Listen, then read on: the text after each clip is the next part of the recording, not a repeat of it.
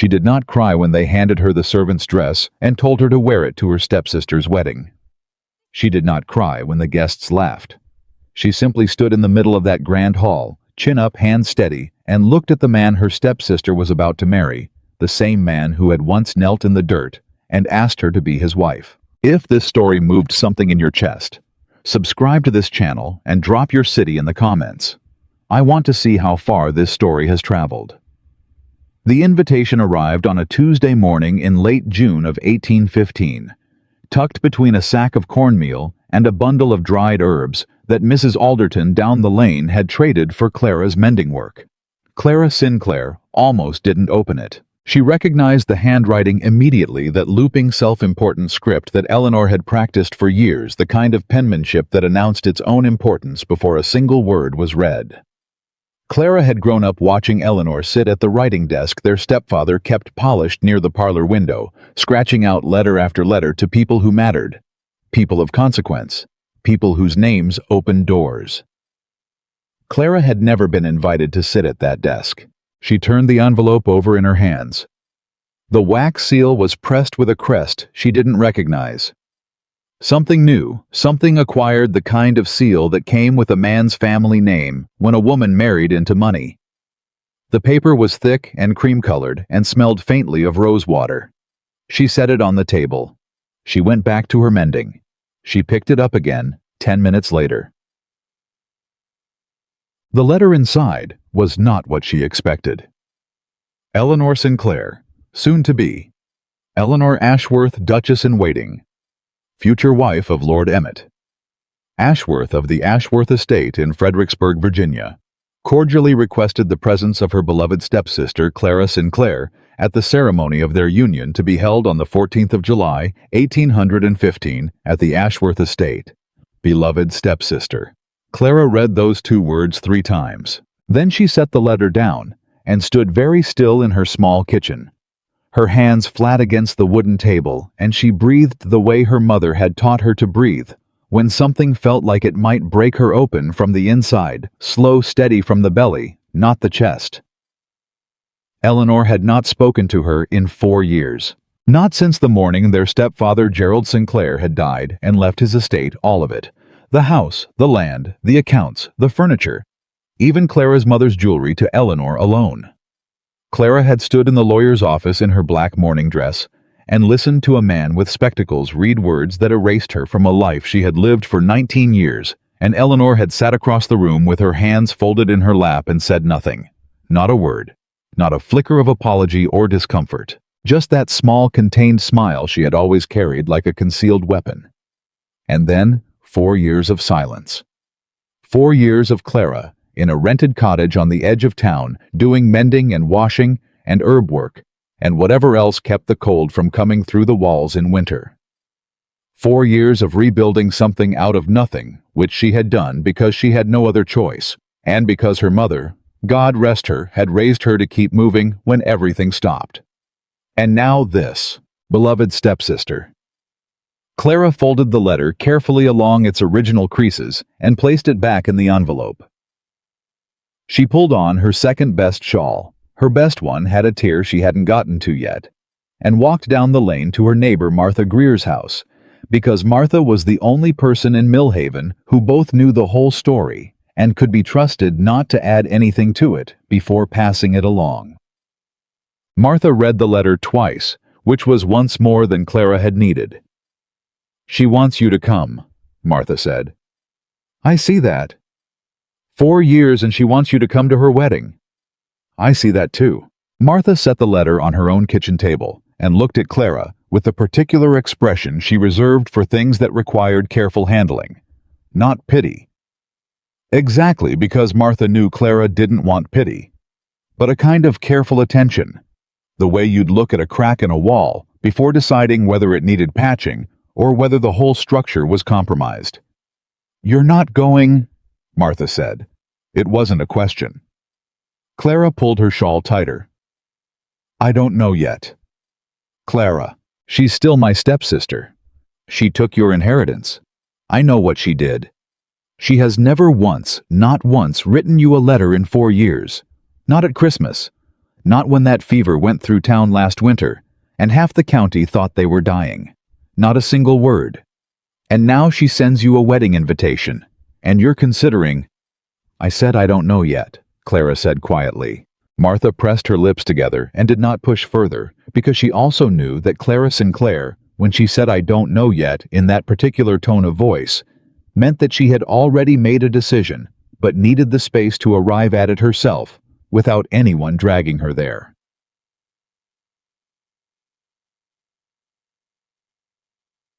She arrived at it 3 days later.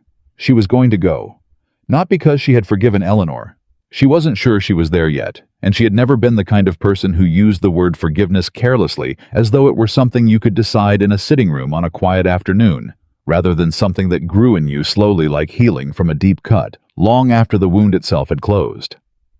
She was going not because of Eleanor at all. She was going because of what Eleanor's letter had not mentioned, because buried in the formal language of invitation and ceremony, and the proud announcement of Eleanor Sinclair's ascension into the Ashworth family, there was a name that had made Clara's hands go still the moment her eyes had landed on it. Lord Emmett Ashworth. She had not said his name out loud in 3 years. She said it now alone in her kitchen, just to see how it felt. It felt like pressing a bruise, like breathing through something. She said it again. Emmett.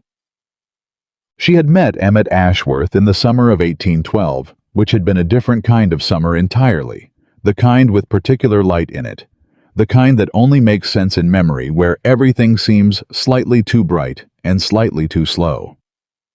She had been 19 and working at her stepfather's house, with her real responsibilities managing the household accounts, organizing the correspondence, keeping the books that Gerald Sinclair had long since stopped understanding. Emmett had come to Millhaven on business. His family owned land east of the county, and they were expanding, negotiating with the larger landowners in the area, and Gerald Sinclair was one of the men he had come to see. Clara had answered the door. Later Emmett would tell her that he had made his decision in that first moment. She had never entirely believed him. She was too practical for stories that decisive, but she also couldn't fully dismiss it because she had felt something in that first exchange as well, something she didn't have language for and therefore didn't try to name. He had stayed 3 days. He came back the following month, and the month after that. Gerald had not objected. Emmett Ashworth came from good family, from real land and real money, the kind that had been in a name for generations rather than assembled in a single lifetime. Gerald cared about that distinction enormously. Eleanor had watched from the parlor window the first time Emmett arrived and said without turning around, "He's very handsome." The way she said it wasn't an observation, it was a calculation. Clara had not paid attention to it at the time. She had been 20 and in love. Which is to say, she had been at the age when you believe the things you feel are the only things worth paying attention to. And she had paid attention to Emmett, to the way he listened when she talked, which was not how most men listened, not with half their attention on the door or the window, or the next thing they wanted to say, but fully with his whole face turned toward her. To the way he asked her questions about the accounts, about the books she read, about the herbs. She grew along the south-facing wall of the garden, genuinely curious, following the threads of her answers, as though they led somewhere worth going. He had asked her to marry him on a Thursday in October of 1812. She had said yes. She had been in that moment the happiest she had ever been in her life. What happened next was not complicated, except in the way that simple acts of cruelty are never really simple because of what they cost the people they're done to. Eleanor told their stepfather that Clara had been carrying on an inappropriate correspondence with a man their father would not approve of. She produced letters that were not from Emmett, letters that Clara had never seen, and certainly had never written letters that described a woman with ambitions that would embarrass the Sinclair name and bring shame to the house. Gerald believed Eleanor. Gerald called Emmett to his study and told him that the engagement could not proceed, that there were questions about Clara's character that had come to his attention. Questions he would not elaborate on, but that he felt Emmett deserved to be informed of before the young man made a commitment that could not be undone. Clara was not in the room. Clara was not told what was said. Clara only knew that Emmett left that afternoon without speaking to her, and that the following week she received a formal letter written in a steady hand that betrayed nothing, informing her that Lord Emmett Ashworth regretfully withdrew from the engagement in light of information recently received and wished her well in her future endeavors. She had read that letter 6 times before she understood what it was saying. Then she had gone to Eleanor. Eleanor had been sitting at the writing desk. That desk, always that desk, and she had turned around when Clara came in and looked at her with that same small contained smile and said, "He wasn't suited to you, Clara. You'll see that eventually." Clara had not screamed. She had not thrown anything. She had stood in the doorway with both hands pressed flat against the frame, the wood solid and real under her palms, and she had said, "What did you tell Father?" "I told him what I knew." "You told him lies." Eleanor had tilted her head slightly the way she always did when she found something faintly amusing. "I told him what he needed to hear." "You wanted him for yourself." Eleanor had not answered that. She had turned back to the desk and picked up her pen, and that was the end of the conversation, which meant it was also, Clara had understood the beginning of something else. 3 years. That was how long it had taken Eleanor to secure what she had wanted. Clara stood in her cottage now, the invitation on the table in front of her, and she understood the full shape of it. Eleanor had everything: the house, the land, the jewelry, the name. And now she had Emmett Ashworth, the one thing she had wanted from the very beginning. The one thing she had arranged Clara's destruction to obtain. And she was inviting Clara to watch. That was the only reason for this invitation. Clara understood that with a clarity that was almost peaceful in its completeness. Eleanor was not reaching out. Eleanor was not extending an olive branch or feeling the weight of an old wrong and seeking some form of repair. Eleanor was putting Clara in a room and making her witness the full extent of what had been taken from her. It was, Clara thought, the cruelest thing Eleanor had ever done. More cruel than the letters. More cruel than the lawyer's office. More cruel than 3 years of silence. Because at least silence left you with your imagination. This was something else entirely. This was a command performance. And Clara, sitting in her kitchen with her second-best shawl and her mended dresses and her small life that she had built out of wreckage, made a decision. She was going to go. Not because Eleanor had won, but because Clara had spent 3 years learning something that Eleanor, for all her calculation and cruelty, had never understood. You don't walk away from the field because your opponent is larger. You walk in, you stand your ground, and you let them show you exactly what they are. Clara had learned to be patient.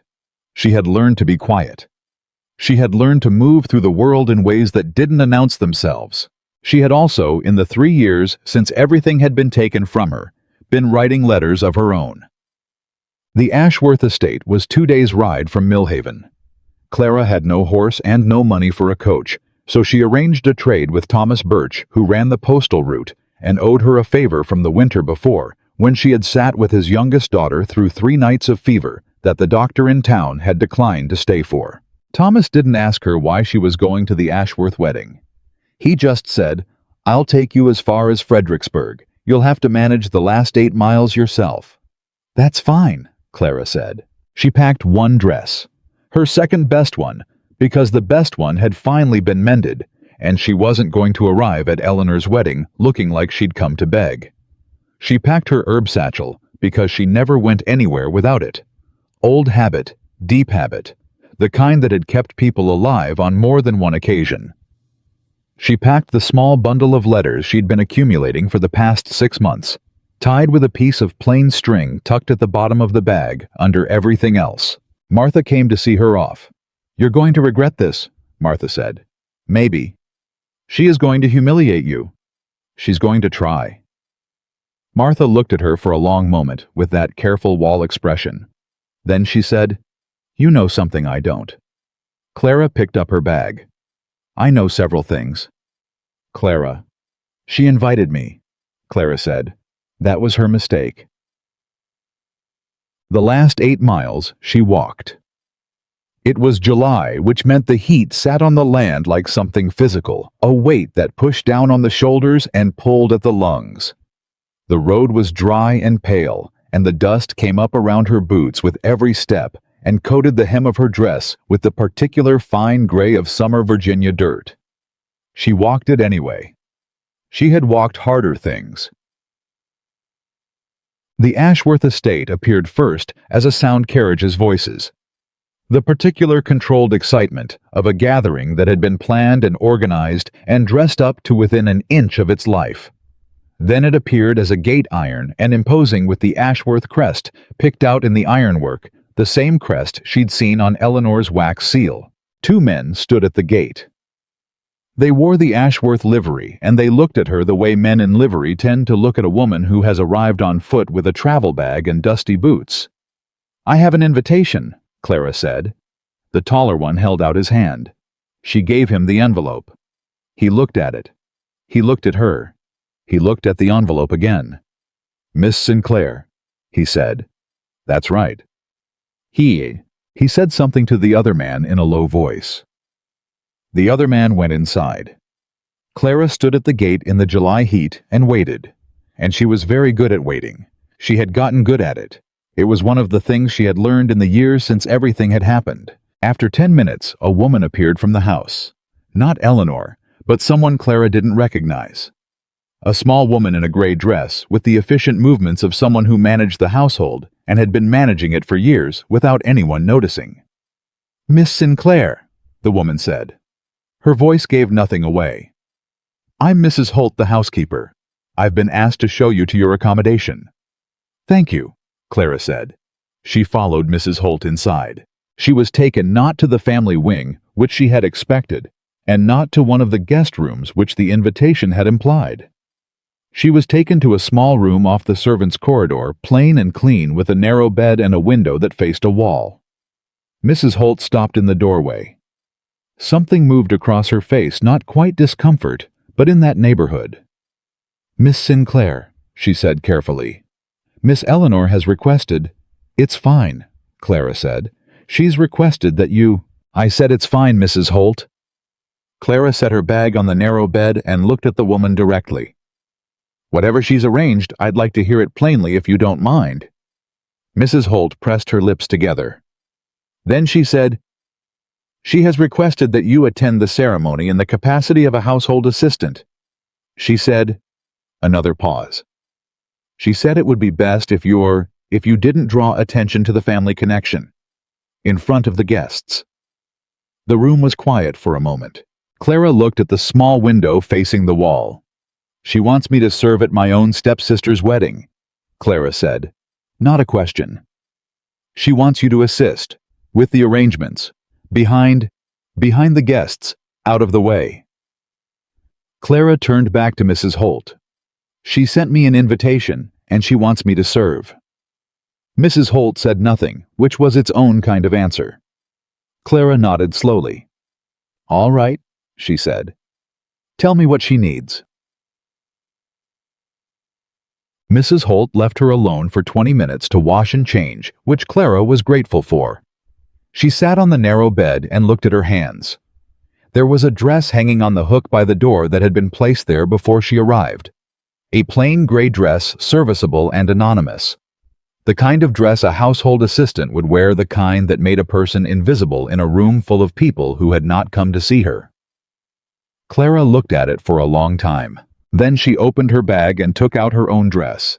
The mended one, her best one, the blue cotton, with the small pearl buttons that had been her mother's, and she hung the gray dress back on its hook and put her own on instead. She wasn't going to be invisible. She wasn't going to be a servant. She was going to be exactly what she was, Clara Sinclair, stepsister of the bride, daughter of a woman who had taught her to hold her chin level when the world pushed down on it. And she was going to stand in that house with the bundle of letters at the bottom of her bag. And she was going to wait because she had gotten very good at waiting. And because she had learned something in 3 years of building a life out of nothing that Eleanor had never had to learn, and therefore had never understood. People who believe they have won completely stop paying attention to what's still moving. The wedding was set for 4 o'clock. By 2, the house was full of people. Clara moved through the preparations the way she had moved through the Sinclair household for years, quietly, efficiently, in the way that made her useful without making her noticed. She carried things when things needed carrying. She answered questions from confused guests about where to find the necessary rooms. She helped a young girl who had caught her dress hem on a door latch and was about to cry in front of everyone. She was good at this. Not because she was a servant, she was not a servant, and she knew it, and she held that knowledge inside her like a steady flame. But because she had always been good at seeing what needed to be done and doing it without requiring an audience.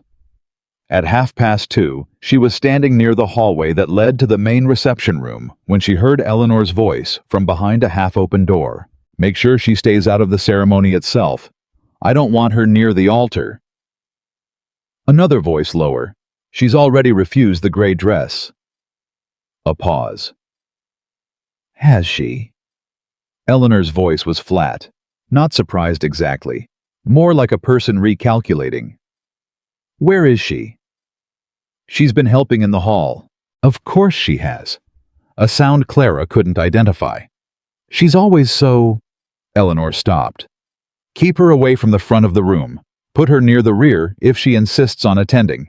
And if she causes any kind of scene—" "She won't," Clara said.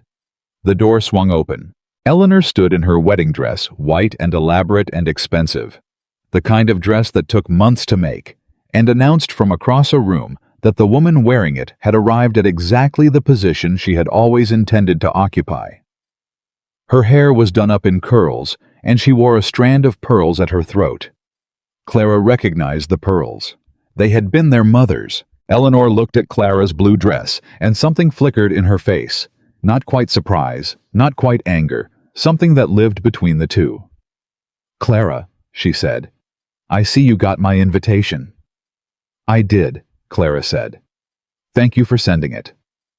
The woman beside Eleanor, a cousin perhaps, or a friend. Clara didn't know, her looked between them with the particular expression of someone who has walked into something they don't yet understand. "You look well," Eleanor said. The words were smooth and practiced, the kind of statement that means its opposite. "So do you." Clara looked at the pearls. "Mother's—" Eleanor's chin lifted slightly. "Father left them to me." "He did," Clara agreed. "Along with everything else." A beat of silence. "I hope you'll enjoy the celebration," Eleanor said. "Mrs. Holt will find you a place to sit."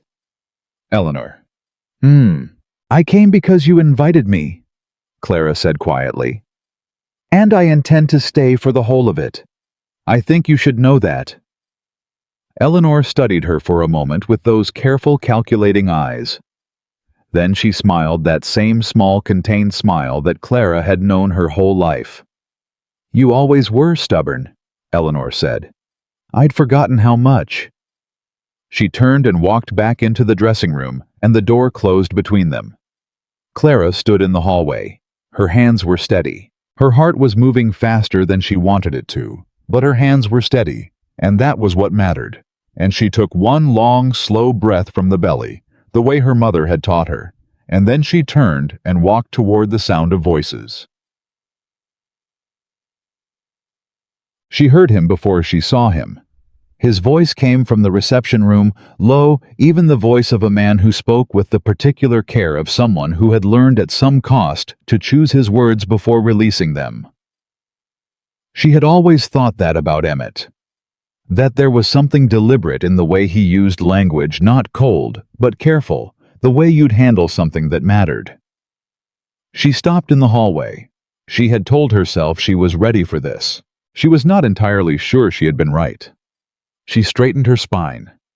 She pressed her hands flat against her thighs for a moment, feeling the cotton of her dress solid and real.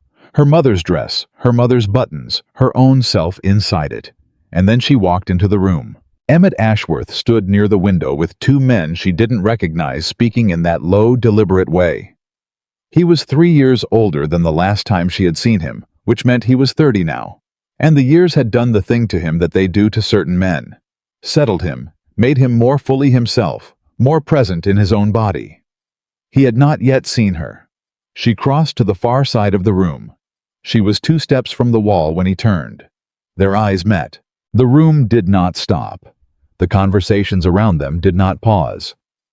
The world continued at exactly its regular pace, which is always slightly disorienting when something inside you has just lurched to a complete halt. Emmett looked at her. His expression did something that she couldn't read from across the room, a small, rapid reorganization, the face making adjustments for information it had not expected. She held his gaze for 3 full seconds. Then she looked away, and she went to find a chair near the back of the room, because she had said she was going to stay for the whole of it, and she was. And she was going to be very, very patient. She was good at that now. She had learned it the hard way, the only way it sticks. The ceremony began at 4 o'clock as planned. Clara sat in the rear of the room with her hands folded in her lap, and her back straight, and her face arranged in the careful neutrality she had spent 3 years perfecting. Around her, the assembled guests of the Ashworth wedding landowners' merchants, their wives in silks and muslins, their daughters in their best summer dresses, turned toward the front of the room with the collective held breath of people who had come to witness something they considered important. Eleanor entered on the arm of a man Clara assumed was a hired escort, their stepfather being 4 years dead. She moved the way she always moved, with that deliberate self-aware grace, each step placed exactly where it would be seen to best advantage. The white dress caught the afternoon light. The pearls at her throat caught it too. Clara looked at the pearls and then looked away. Emmett stood at the front of the room. He had not looked in her direction again since that moment by the window. Clara had watched him carefully, the way you watch something you need to understand. Not with longing. She had put longing away a long time ago, because longing was a luxury that cost too much. But with the particular attention of a person reading a situation they cannot afford to misread. His face was composed. Correct. He wore the expression of a man doing what was expected of him, and Clara knew that expression, because she had worn its cousin for 3 years, the face of a person who has decided that what they feel and what they show the world are 2 separate and unconnected things. A minister spoke. Words were said. Clara heard them and did not hear them simultaneously, the way you stop truly hearing something when the part of your mind that understands meaning has gone somewhere else entirely. Then Eleanor spoke her vows. Then the minister turned to Emmett, and Emmett said, in that low, deliberate voice, "I do." 2 words, 4 letters, the smallest possible unit of a life-altering commitment. Clara breathed from her belly, slow, steady. She looked down at her hands. She was fine. She was going to be fine. What she felt was not grief. Exactly. Grief had come and gone in the 3 years between then and now. She had moved through grief the way you move through a fever badly, and then better, and then with only the occasional reminder in an unguarded moment. What she felt now was something more specific and more complicated. A particular kind of recognition that comes when you watch something that should have been yours become someone else's, and understand fully, completely, with no remaining ambiguity, that there is no going back from it. She let herself feel it. She sat with it for the length of a slow breath. Then she folded it up and put it away. She had other things to attend to. The celebration after the ceremony moved into the larger hall, and the guests moved with it. And Clara moved with the guests because she had said she was staying, and she was staying. The hall filled with noise, conversation, laughter, the sound of glasses, and the sound of a fiddle player who had been hired for the occasion and who was. Clara observed quite good. Tables had been laid with more food than she had seen in a single place in 3 years. Cold chicken and smoked ham and fresh bread and berry preserves and 3 kinds of pie and a wedding cake that stood on its own table like an architectural achievement. Clara took a small plate and stood near the wall and ate because she had walked 8 miles in July heat and she was hungry. And she was not going to pretend she wasn't hungry just because the food had been laid out by Eleanor's household for Eleanor's guests, and she was not in any meaningful social sense one of Eleanor's guests. She was something else. She was watching. "You're her stepsister." The voice came from her left. She turned. The woman standing beside her was perhaps 60, with sharp dark eyes and white hair, dressed simply, and the carriage of someone who had stopped caring what other people thought of her posture sometime in her middle years and had not gone back. She held a glass of punch and looked at Clara with the direct assessing gaze of a person accustomed to reading situations quickly. "I am," Clara said. "I'm Margaret Ashworth," the woman said. "Emmett's aunt." Clara kept her expression even. "Clara Sinclair." "I know who you are." Margaret Ashworth took a sip of punch and looked toward the front of the room where Eleanor was holding court, among a cluster of guests, laughing at something her hand on Emmett's arm. "You came alone." "I did." "From Millhaven?" "Yes." "On foot, by the look of your boots." Clara looked down. She had cleaned the dust off, but the leather still showed the marks of the road. "The last 8 miles," she said.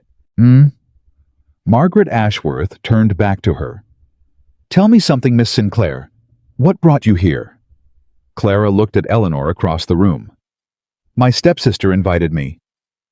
"People receive invitations every day and decline them for any number of sensible reasons." The older woman's voice was dry and precise. "Why did you accept this one?" Clara was quiet for a moment. Then she said, "Because some things need to be seen through to the end." Margaret Ashworth looked at her steadily for 3 full seconds. Then something moved in her face, not quite a smile, but in that direction. She took another sip of punch and said, "I've been wondering about you for 3 years." That was not what Clara had expected. "I beg your pardon." "Emmett told me almost nothing," Margaret said. "Which is itself a kind of information.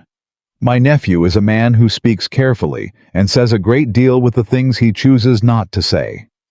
3 years ago he came back from Millhaven, and he looked like a man who had walked away from something and wasn't at all sure he'd been right to do it, and when I asked him what happened, he said there had been a misunderstanding and the matter was closed." She paused. "He said it in the voice men use when a matter is anything but closed." Clara's plate felt suddenly heavy in her hands. "That's—" She stopped. Started again. "I'm not sure what you'd like me to say, Mrs. Ashworth." "I'm not sure I'd like you to say anything," the older woman said. "I'm quite old, and I've been watching people a very long time, and I've found that the most useful thing I can do in a situation I don't fully understand is to say less and observe more." She glanced toward Emmett again. "He hasn't stopped looking at you." Clara did not turn around. "He's getting married," Clara said. "He has gotten married," Margaret corrected gently. "As of 40 minutes ago the thing is done, which makes it all the more interesting that he hasn't stopped watching the back of your head since you walked into this room." "Mrs. Ashworth, I'm not suggesting anything improper," the old woman said, with the brisk clarity of someone cutting through an assumption before it can grow legs. "I'm simply observing, as I said. What I am suggesting, Miss Sinclair, is that you did not walk 8 miles in July heat to watch your stepsister get married and stand at the back of the room eating cold chicken." She looked at Clara directly. "There's something in that bag you've been keeping close to your side all afternoon." Clara's hand moved involuntarily to the satchel at her hip. Margaret Ashworth noticed. She noticed everything clearly. "I thought so," she said. She finished her punch and set the glass down on the nearest table. "I'm going to go speak to my nephew. He's been standing in one place for 20 minutes, and his wife has let go of his arm, which means one of them has said something the other wasn't prepared for." She looked at Clara one more time. "You walked 8 miles. Don't leave before you've finished what you came here to do." Then she crossed the room and Clara stood against the wall with her satchel under her hand and her heart beating faster than she wanted it to, and she watched Margaret Ashworth walk up to Emmett Ashworth and say something in his ear that made him look up immediately, not toward his aunt, not toward his new wife, but directly across the room, directly at Clara. She met his gaze. This time, neither of them looked away first. Eleanor found her 20 minutes later. The celebration was fully in motion by then, guests talking, glasses being refilled, the fiddle player moving through something bright and fast that a few of the younger guests were trying to dance to in the corner. The noise made a kind of cover the way noise does at gatherings, the way it creates 100 small private spaces within a public one. Eleanor came to Clara's corner of the room with the unhurried deliberateness of a woman who has planned this moment and intends to deliver it exactly as rehearsed. "You're still here," Eleanor said. She held a glass of wine, and she had the particular brightness of a woman who has just gotten everything she wanted and is now in the process of enjoying having gotten it. "I said I would be," Clara replied. Eleanor looked her up and down, the blue dress, the satchel, the boots. "You should have worn the gray one," she said. "You would have blended in better." "I wasn't trying to blend in." "No." Eleanor tilted her head. "You never were." She sipped her wine. "I wasn't sure you'd come, actually. I half thought you'd have too much pride." "You hoped I'd come," Clara said. Eleanor's eyes sharpened slightly. "Did I?" "Yes." Clara kept her voice even and her eyes steady. "You've spent 3 years building all of this." She gestured a small gesture encompassing the room, the house, the celebration, Eleanor herself. "And you wanted me here to see it. You wanted someone in the room who would understand what it meant, what it cost." She paused. "That's the only reason for an invitation, Eleanor. You needed a witness." Something moved behind Eleanor's eyes. She covered it quickly, the way she always covered things quickly, with that smile. "How dramatic you are," Eleanor said. "I invited you because you're family.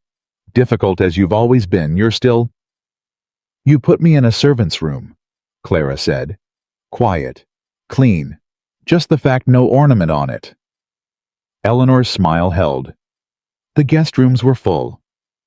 You sent me a gray dress. I thought you might be more comfortable in something. You told Mrs. Holt to keep me away from the ceremony." A pause, shorter than it should have been if the words had been untrue. "You're making something out of nothing," Eleanor said. "I'm making something out of exactly what it is," Clara said. "You brought me here to sit in the back of the room in a servant's dress and watch you marry the man you stole from me. And then you'd have a story for the rest of your life about how you were gracious enough to invite poor Clara, and how Clara had come and seen it all and gone home, and there was nothing more to be said about any of it." She held Eleanor's gaze without blinking. "That's what you planned, and you wanted me to know that you planned it. That's why you wanted me in the room." Eleanor set her glass down. For the first time since Clara had arrived, Eleanor's face lost its careful arrangement. Not entirely, she was too practiced for that, but something underneath it surfaced for just a moment, something that might have been in a different woman, in a different life, the beginning of something like shame. It lasted perhaps 2 seconds. Then she said very quietly, "You should go home, Clara." "Not yet," Clara said. "Clara, I have something to do first." Eleanor looked at the satchel. Her expression changed, recalculated, shifted toward something that was not quite alarm, but was heading in that direction. "What is in that bag?" she said. "Letters," Clara said. The word dropped into the space between them, and Eleanor went very still. "What letters?" she said, and her voice was different now, flat. The brightness gone out of it. "Yours," Clara said, "and mine, and some from other people. Letters that explain quite clearly what happened 3 years ago, and how it happened, and who arranged it." Eleanor's face was doing something complicated that Clara had never seen it do before in 24 years of living alongside this woman. It was showing too many things at once, which meant the control was slipping, which meant Eleanor was genuinely frightened. "You have no—" Eleanor stopped. "Those letters were what?" Clara asked. Eleanor did not answer. She pressed her lips together. She picked up her wineglass again, and her hand was not entirely steady. Clara watched her. "I'm not going to make a scene at your wedding," Clara said. "I want you to know that. That's not why I'm here." "Then why?" "Because you need to understand something." Clara stepped slightly closer, close enough that no one passing by could hear what she was saying. "I have spent 3 years rebuilding my life from nothing. I have sat with dying children in the middle of the night because no one else would stay. I have walked roads that women in your position would never walk because I had no other way to get from one place to another. And I have done all of it without once asking you for anything, without once sending you a letter, without once approaching anyone in your circle with what I know." She paused. "And I could have. I want you to know that I could have. I want you to understand that clearly." Eleanor's hand was definitely unsteady now. "Then why didn't you?" she said, almost a whisper. "Because I was waiting," Clara said, "for the right moment." Silence. "And is this?" Eleanor's voice cracked slightly, then steadied. "Is this the right moment?" Clara looked at her, really looked at her the way she hadn't let herself look since she'd arrived, taking in the full picture of Eleanor in her white dress with their mother's pearls and the wine glass and the frightened eyes beneath the practiced expression. "No," Clara said. "Not yet." She picked up her satchel. She stepped back. "Enjoy your evening, Eleanor," she said. "I'll be here a while longer." She walked away. She found a seat near one of the windows that had been opened to let in the July air. And she sat and watched the room with the particular patience that had become over 3 years one of her most reliable tools. It was Emmett's cousin, a young man of about 20 named Robert, who came to speak to her first. He brought her a slice of wedding cake on a small plate and presented it with the slightly awkward formality of a young man who had been told to do something polite and wasn't entirely sure how. "Aunt Margaret said you might want this," he said. "Your Aunt Margaret is a very perceptive woman," Clara said. Robert sat down beside her without being asked, which she didn't mind. He had an open, honest face and the manner of someone who didn't yet know how to conceal what he was feeling, which was refreshing in a room full of people who were concealing a great deal. "You're the stepsister," he said, "the one from Mill Haven. Is that how I've been described?" "Emmett didn't describe you at all," Robert said, "which is why I know you're important." Clara looked at him. "How old are you? 21? You're very perceptive for 21. He shrugged. "Emmett practically raised me after my father died. I know how he acts when something matters to him and when it doesn't." He ate a forkful of cake and looked across the room to where Emmett stood with a group of men near the far wall. He was quiet for 6 months after he came back from Mill Haven. Not sad exactly, just like he'd put something down somewhere and couldn't quite remember where he'd left it. Clara said nothing. "He agreed to marry Miss Eleanor very quickly," Robert continued. "Maybe 8 months ago. Aunt Margaret didn't like it. She said—" He stopped. "What did she say?" Clara asked. Robert glanced at her sideways. "She said a man doesn't agree to marry that fast unless he's trying to make a decision before he changes his mind." The fiddle player changed to something slower. Somewhere in the room, a woman laughed at something bright and uncomplicated. "Your Aunt Margaret says a great many things," Clara said. "She's usually right," Robert said. He finished his cake. He looked at Clara steadily for a moment and then said very simply, "Whatever you came here to do, Miss Sinclair, I hope it works." He stood up, took his plate, and walked back across the room. Clara sat with the untouched cake in her hands. An hour later, something shifted in the room. Clara felt it before she identified it, that particular change in the atmosphere of a gathering when something has been said in one corner that is beginning to spread quietly through the whole. Voices dropping slightly. Glances exchanged. The small, controlled reorganization of people who have heard something and are deciding what to do with it. She found the source 3 minutes later. Thomas Whitmore. She knew the name. She had known it for 2 years, which was how long it had taken her to understand his role in what had happened to her. He was a business associate of the late Gerald Sinclair, a lawyer primarily, though lawyer was perhaps too clean a word for what Thomas Whitmore actually did, which was make documents say what the person paying him needed them to say. He was 50 heavyset, with the confident unhurriedness of a man who believed that time was something he controlled rather than something that moved around him. He was speaking to a group of men near the table with the wedding cake, and he was speaking in the low, carrying voice of a man who knows he's performing for a larger audience than the one directly in front of him. Clara moved closer, She couldn't hear the words yet, but she could hear the rhythm of what he was saying, the pauses in the right places, the small punctuating laugh, the way the men around him were leaning in slightly, which meant he was telling them something they found either entertaining or surprising. She moved closer still. Always unfortunate when family situations become complicated, Whitmore was saying. Gerald Sinclair was a good man, but perhaps not a thorough one in matters of the estate. Of course, once the daughters became involved, he glanced up. He saw Clara. His voice stopped on the word involved and stayed stopped for perhaps 1 full second, which was the length of time it took him to recover and reassemble his expression into something genial. "Miss Sinclair," he said. The geniality was well done. Only the 1-second pause gave him away, and only to someone who had been watching for it. "I didn't know you'd be attending." "I was invited," Clara said pleasantly.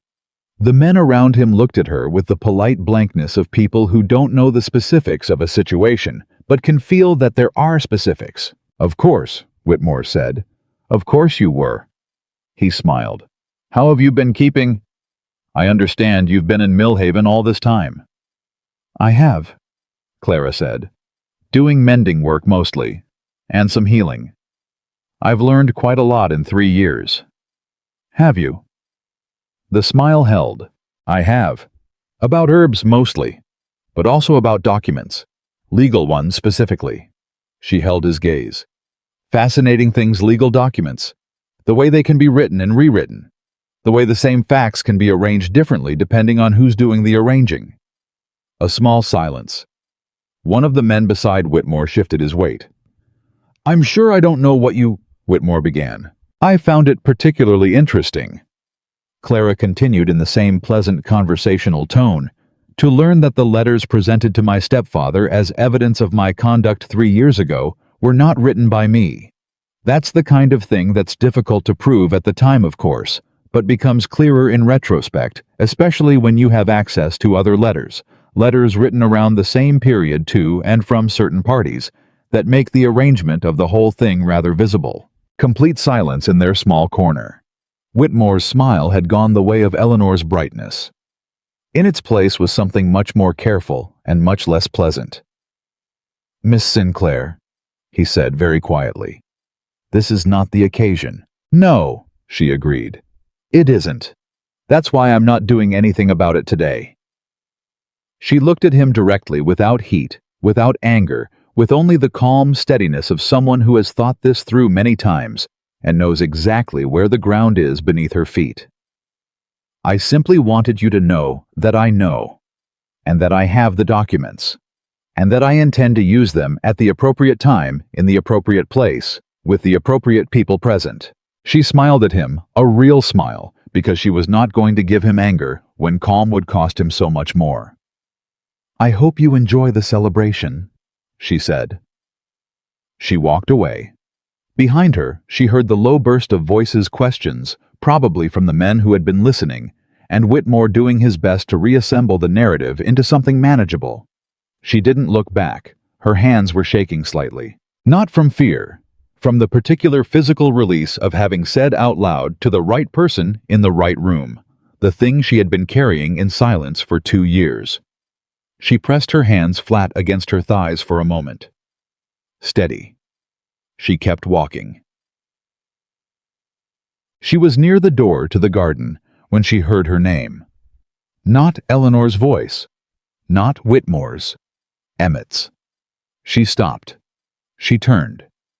He was standing 10 feet away, and he had clearly crossed the room at a pace that was just short of obvious, because there were a few people between him and where he'd come from, who were now tracking the movement with the peripheral awareness of experienced social observers. "Miss Sinclair," he said, then stopped as though the name itself had used up whatever plan he'd had for the sentence.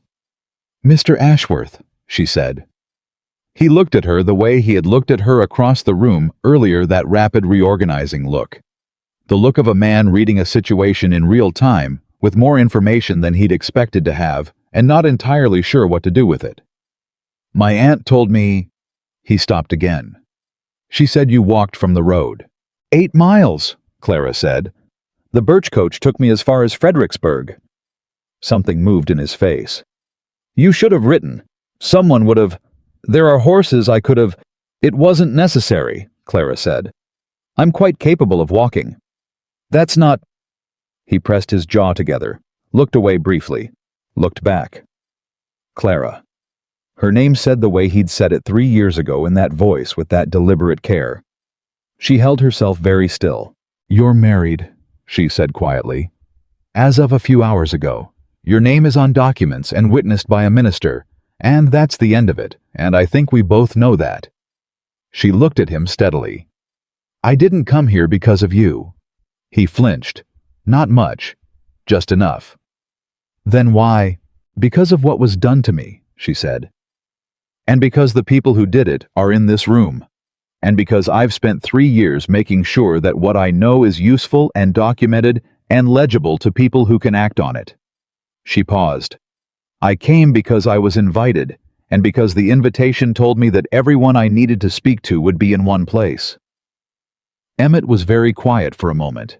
Then he said, "What was done to you?" Not a question, the particular tone of a statement that wants to be confirmed. "There were letters presented to my stepfather," Clara said. "Letters that were not from me. I don't know if you were told about them or what you were told, but they were forged Emmett, and the man who arranged it is standing 20 feet away, and I suspect he didn't do it out of pure affection for Eleanor." The color in Emmett's face changed. "Who?" "Whitmore," she said. "Thomas Whitmore. He handled my stepfather's estate documents as well. I believe when you look at the two things together, they'll tell a fairly complete story." She kept her voice even. "I have the letters. I have documentation. And I intend to present them to a proper legal authority when I get back to Millhaven." Emmett was looking at her with an expression she had never seen on him before. Something between fury and something much rawer than fury, something that didn't have a clean name. "If you'd told me," he started. "I didn't know yet," she said. "I only understood the full picture 2 years ago. By then—" She stopped. "By then the matter was closed. You said so yourself." He looked like the words had struck him somewhere solid. "Clara, you should go back to your wife," she said. "I mean that plainly and without cruelty.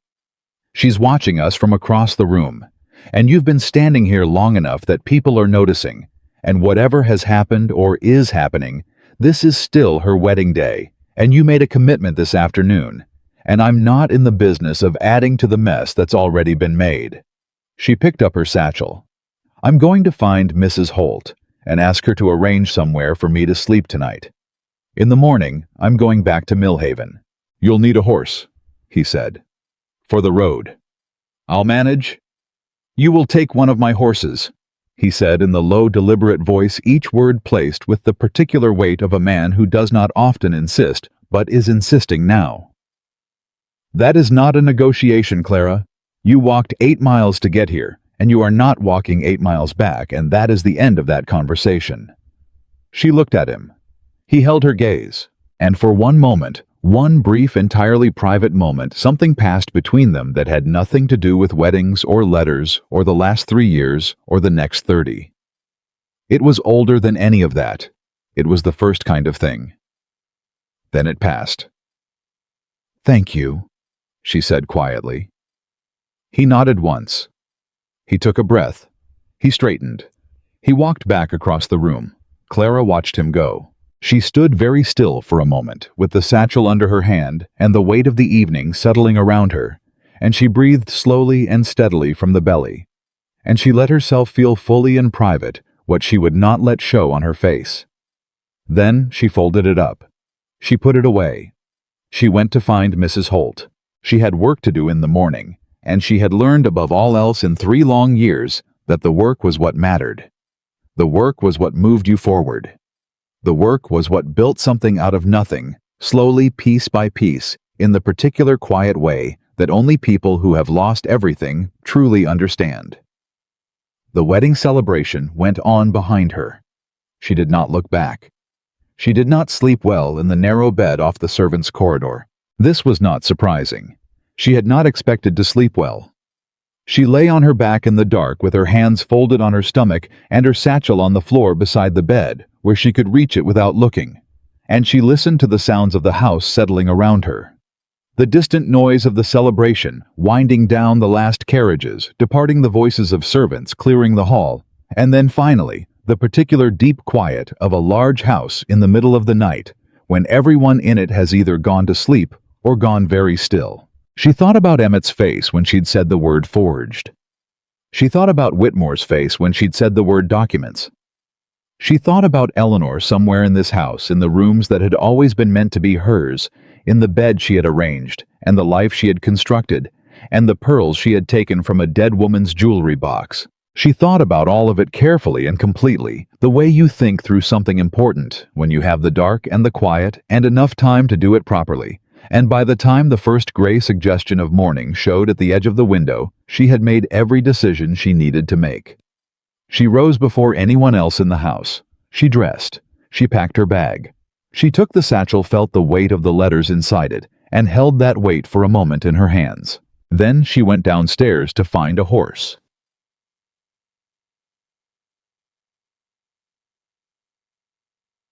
Mrs. Holt was already in the kitchen when Clara came through, because Mrs. Holt was apparently the kind of woman who was always already in the kitchen, who lived in a permanent state of having arrived first and having already begun. She looked at Clara without surprise, which itself suggested she had been expecting her. "Mr. Ashworth left instructions about a horse," Mrs. Holt said.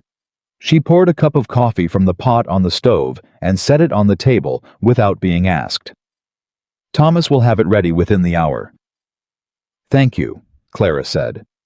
She sat down and wrapped both hands around the cup. Mrs. Holt moved through the kitchen doing the small, efficient things of morning preparation and did not speak for several minutes, which Clara appreciated. Then she said without turning around, "Will you eat something before you go?" "If it isn't trouble." "It isn't trouble." Mrs. Holt set bread and cold ham on the table and sat down across from her, which Clara noted not the posture of a housekeeper serving a guest, but the posture of a woman sitting at her own table and deciding she'd sit across from someone. "I've been in service a long time," Mrs. Holt said. 22 years in this house. I knew Mr. Ashworth's parents." Clara ate and listened. "He was engaged once before," Mrs. Holt said, "before Miss Eleanor, 3 years ago.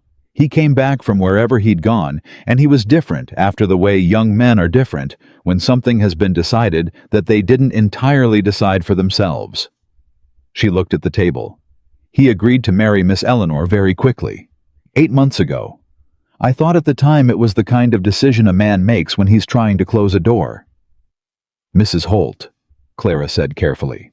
"I'm not saying anything that isn't observable," the woman said. "I'm just telling you what I've seen. In 22 years you see things."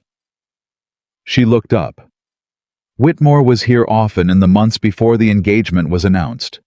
He and Miss Eleanor had several meetings in the study. I didn't hear what was said. I didn't need to." Clara set down her bread.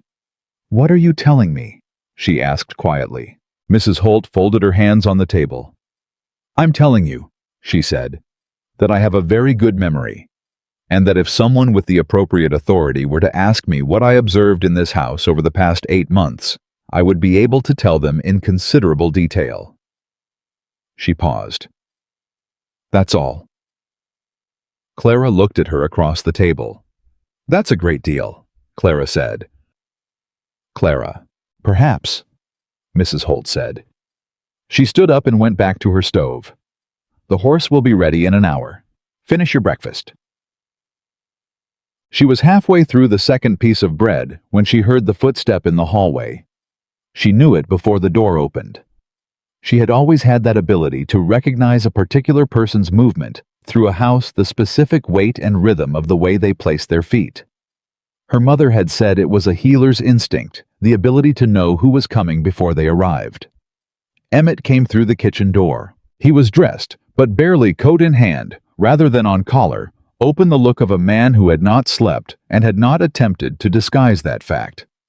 He stopped when he saw her, and something in his face did the rapid reorganizing thing it had done every time he'd seen her since she arrived. "You're leaving," he said. "I was going to," Clara said.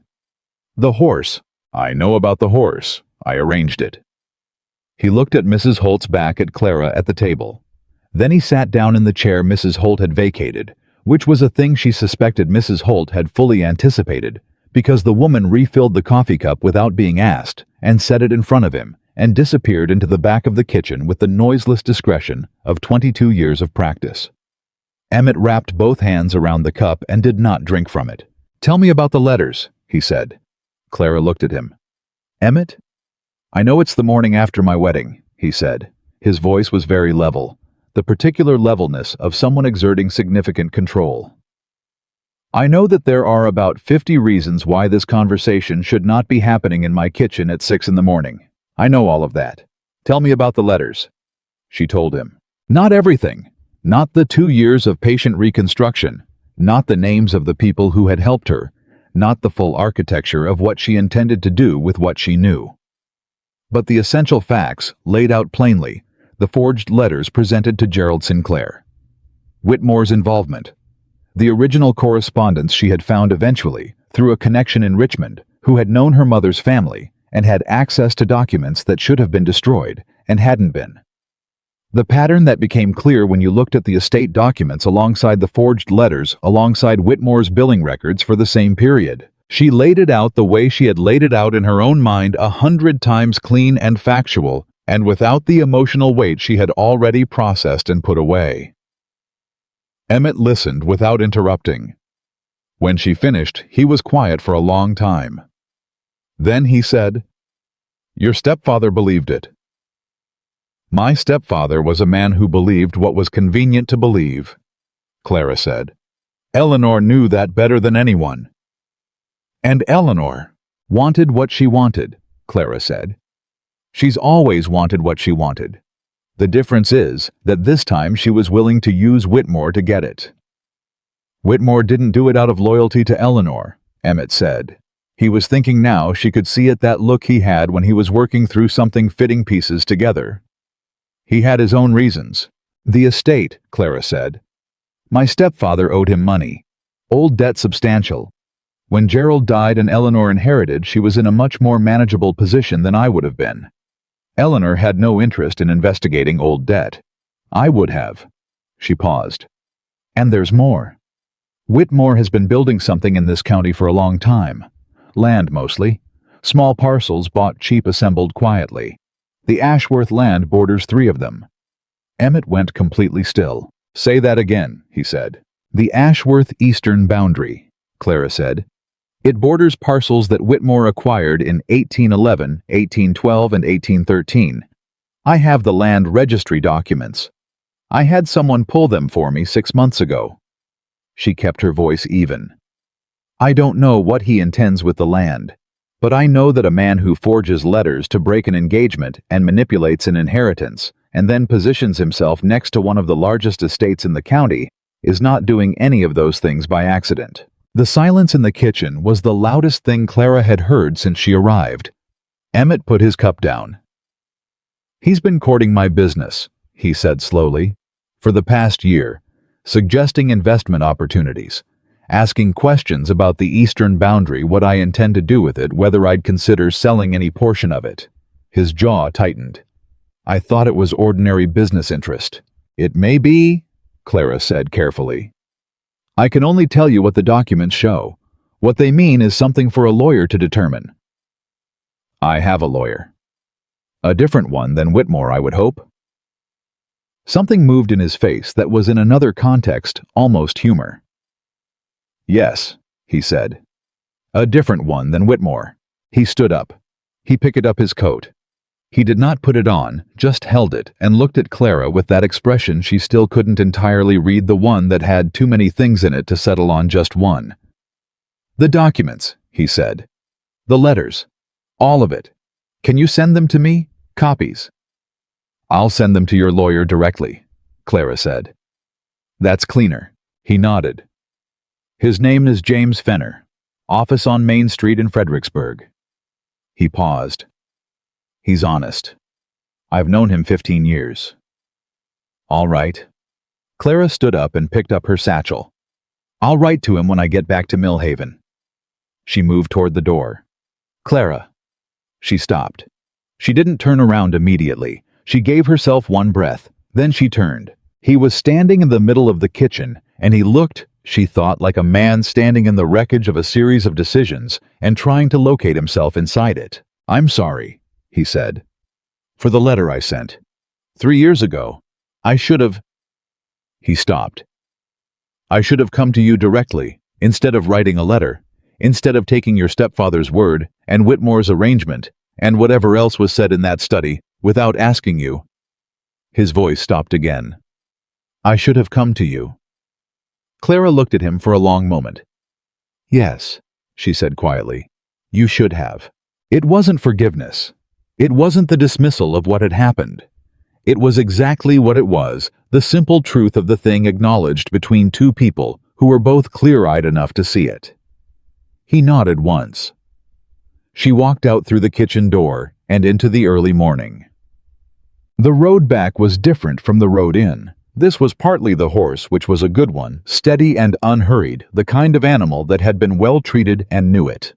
And partly it was the light which in the early morning had a quality entirely unlike the heat-heavy July afternoon of 2 days ago, cooler, clearer, with that particular sharpness that makes everything feel slightly more real than usual. But mostly it was Clara herself, who was different going back than she had been coming in. Not lighter exactly. The weight of what she carried had not diminished.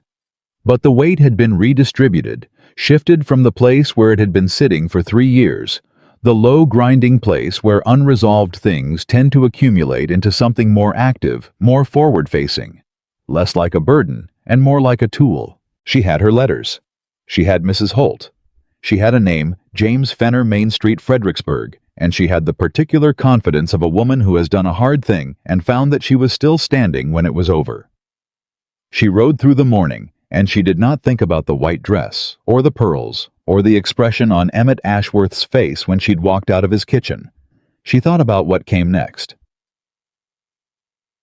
It took her 6 weeks. 6 weeks of letters and careful documentation and one trip to Richmond that cost her more than she could comfortably afford, and which she made anyway, on the same reasoning she had used for every difficult decision in the past 3 years, that the short-term cost was less important than the long-term one, and that the long-term cost of not acting was something she was no longer willing to pay. James Fenner turned out to be exactly what Emmett had described, a precise, unhurried man of about 50, with the manner of someone who had seen a great deal and had decided that the most useful response to most of it was careful attention. He read every document she sent him.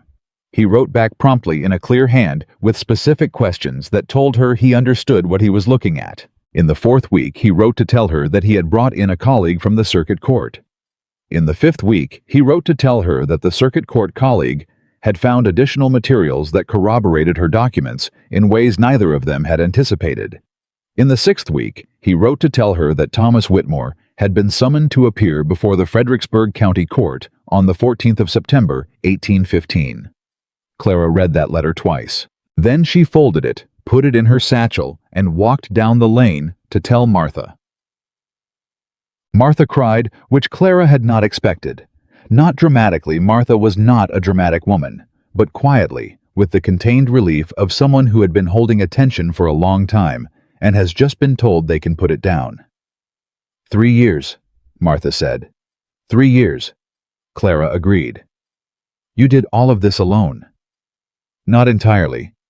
Mr. Fenner, and his colleague, and Mrs. Holt. Who is Mrs. Holt?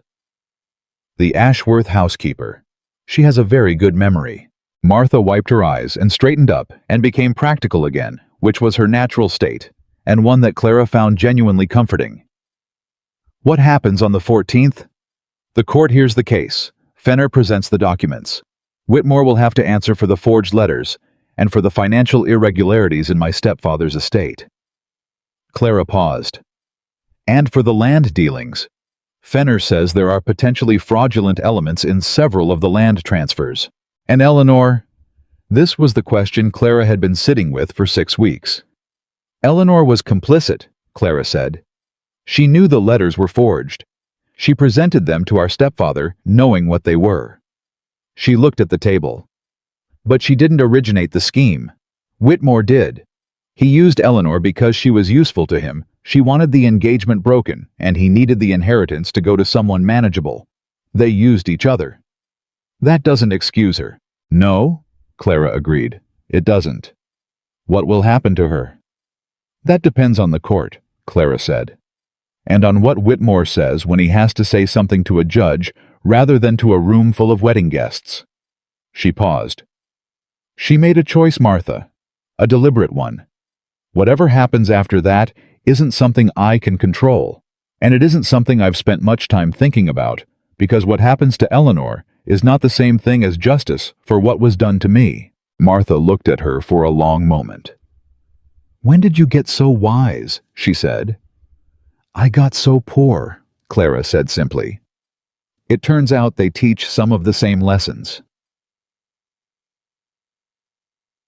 The 14th of September arrived, the way important days tend to arrive, with the particular quality of a morning that feels no different from any other morning until you are already inside it. Clara rose early.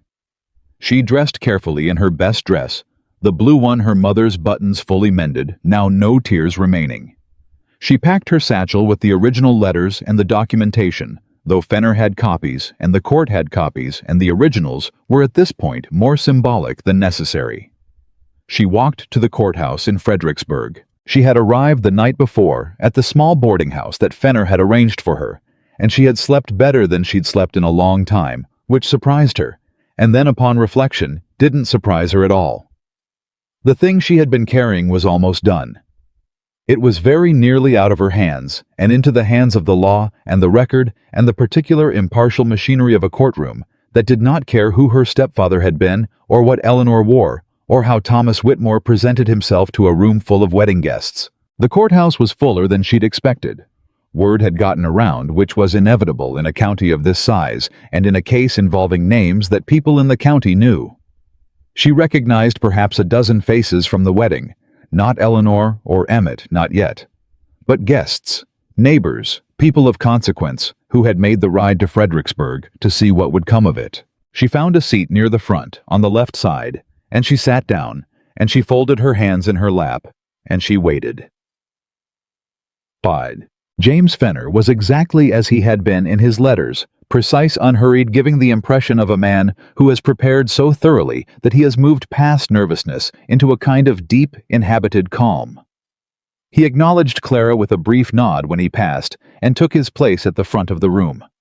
Thomas Whitmore sat on the other side with his own lawyer, a younger man who had the look of someone who had been given a difficult brief and knew it. Whitmore looked at Clara once.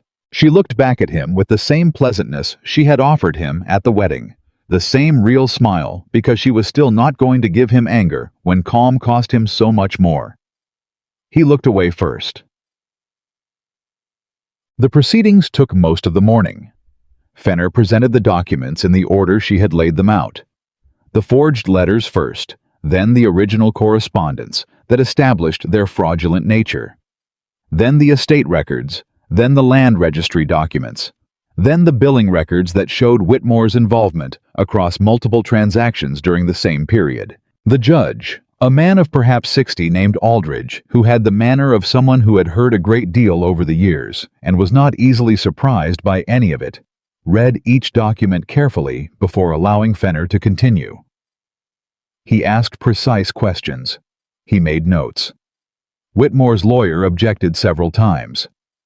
Judge Aldridge overruled him each time in the same level tone without particular drama.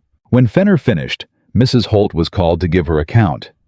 She walked to the front of the room in her gray dress with the same efficient movements Clara had noted at the estate, and she described in 22 years of precise domestic observation what she had seen and heard in the months preceding the Ashworth-Sinclair engagement. She did not embellish. She did not dramatize.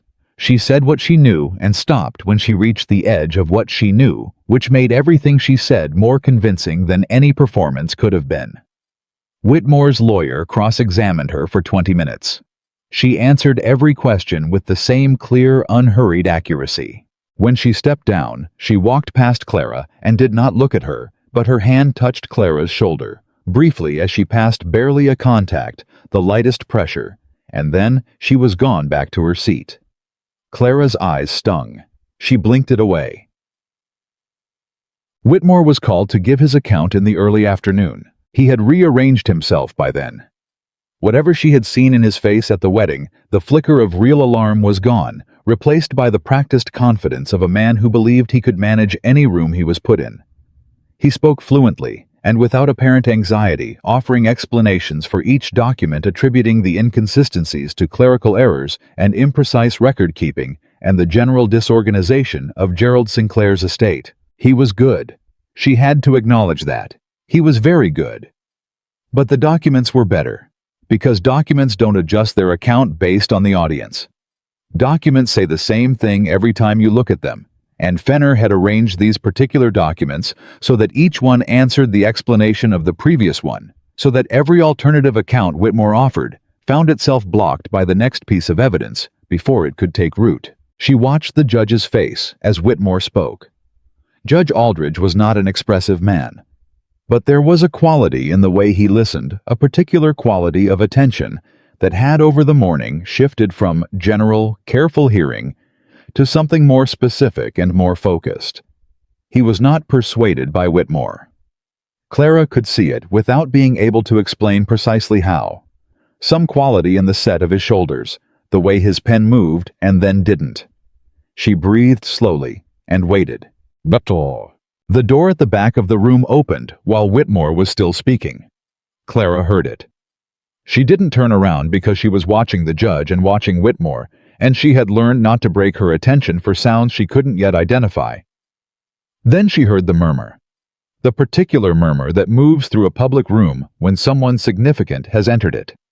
She turned. Emmett Ashworth stood at the back of the courtroom. He had not been subpoenaed. He had not been listed among the witnesses. He had not, as far as Clara knew, been informed of the exact date of the proceedings, though Fenner had of course been in communication with him about the documents she had sent. He was here anyway.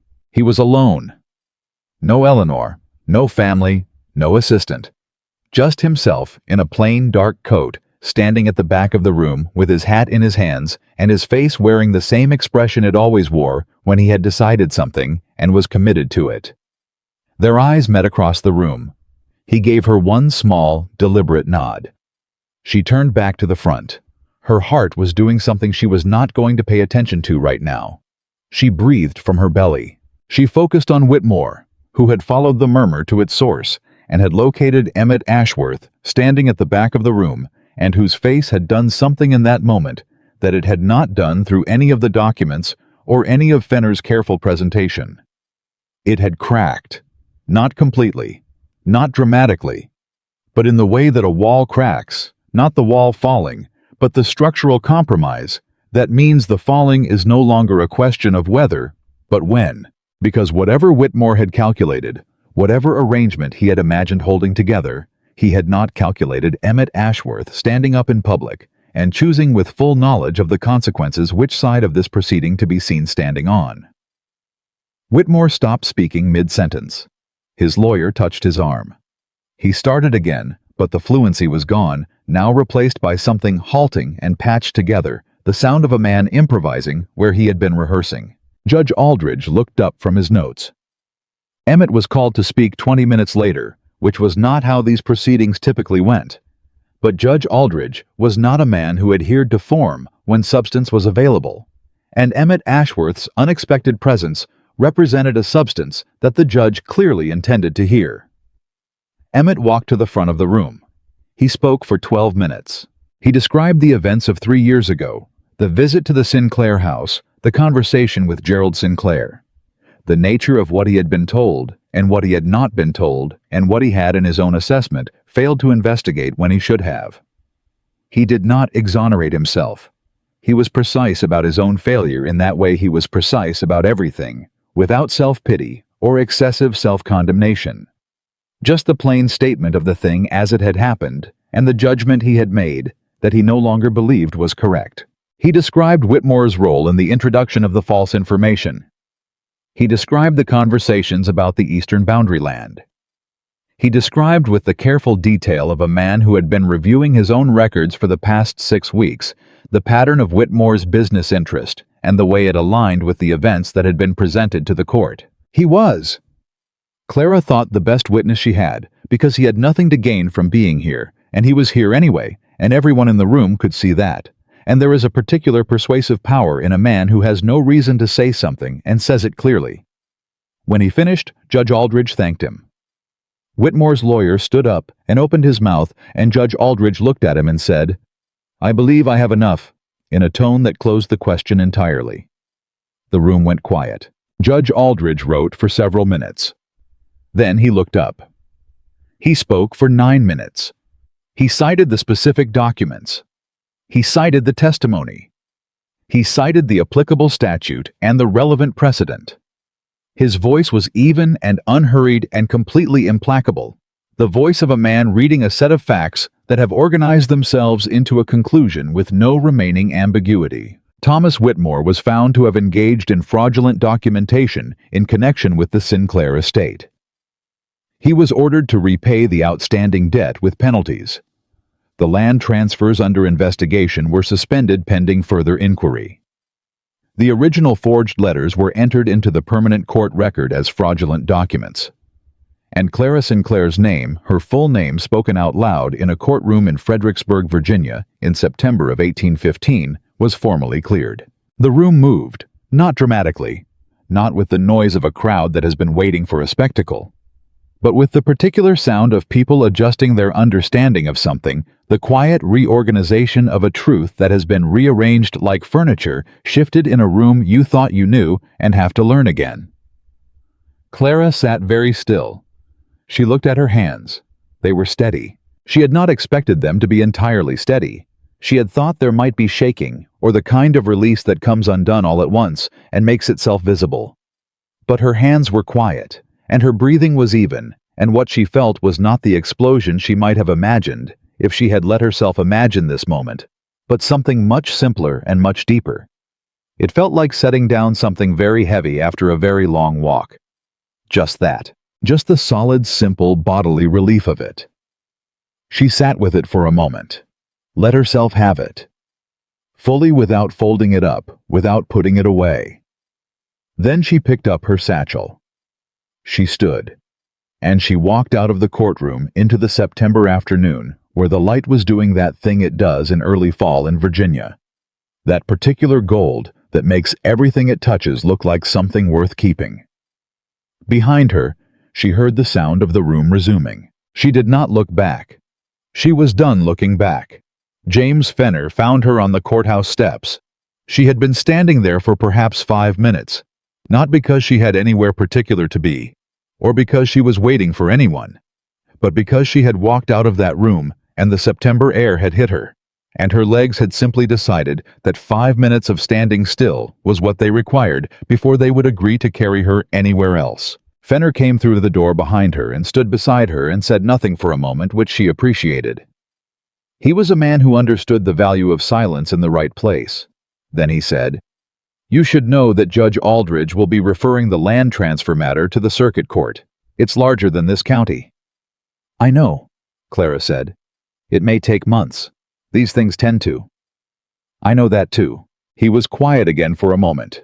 Then he said, "Miss Sinclair, in 20 years of practice, I have put together perhaps 3 cases as clean as this one.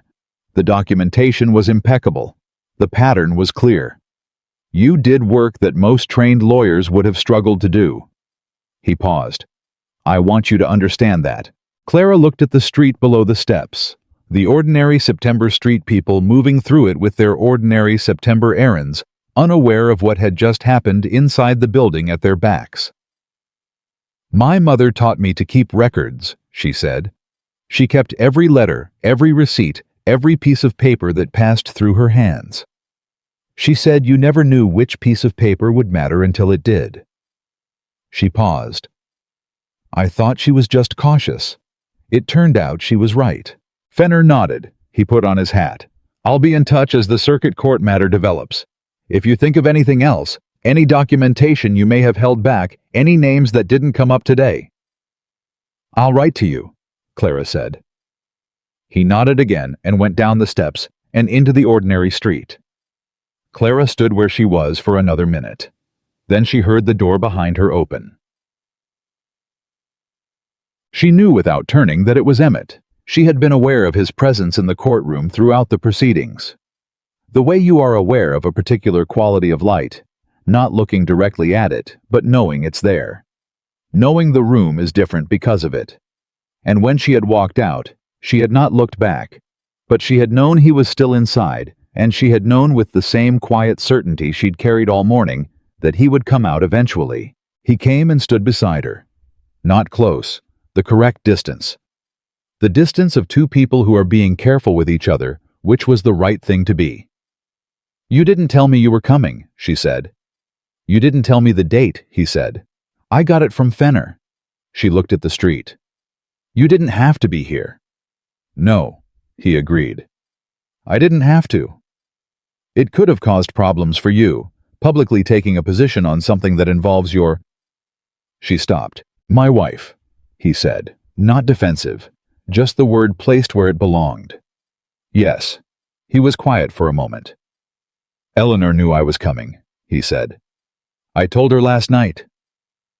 That was not what Clara had expected. She turned to look at him.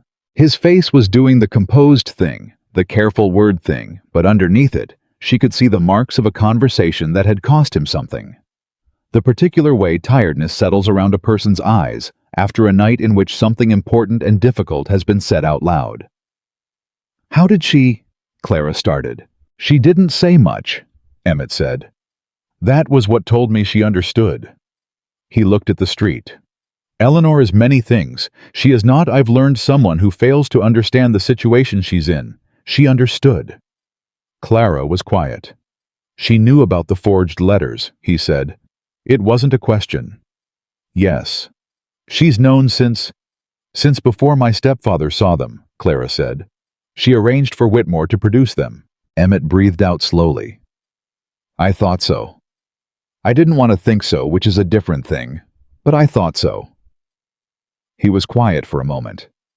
"The estate is more complicated than I knew," he said finally.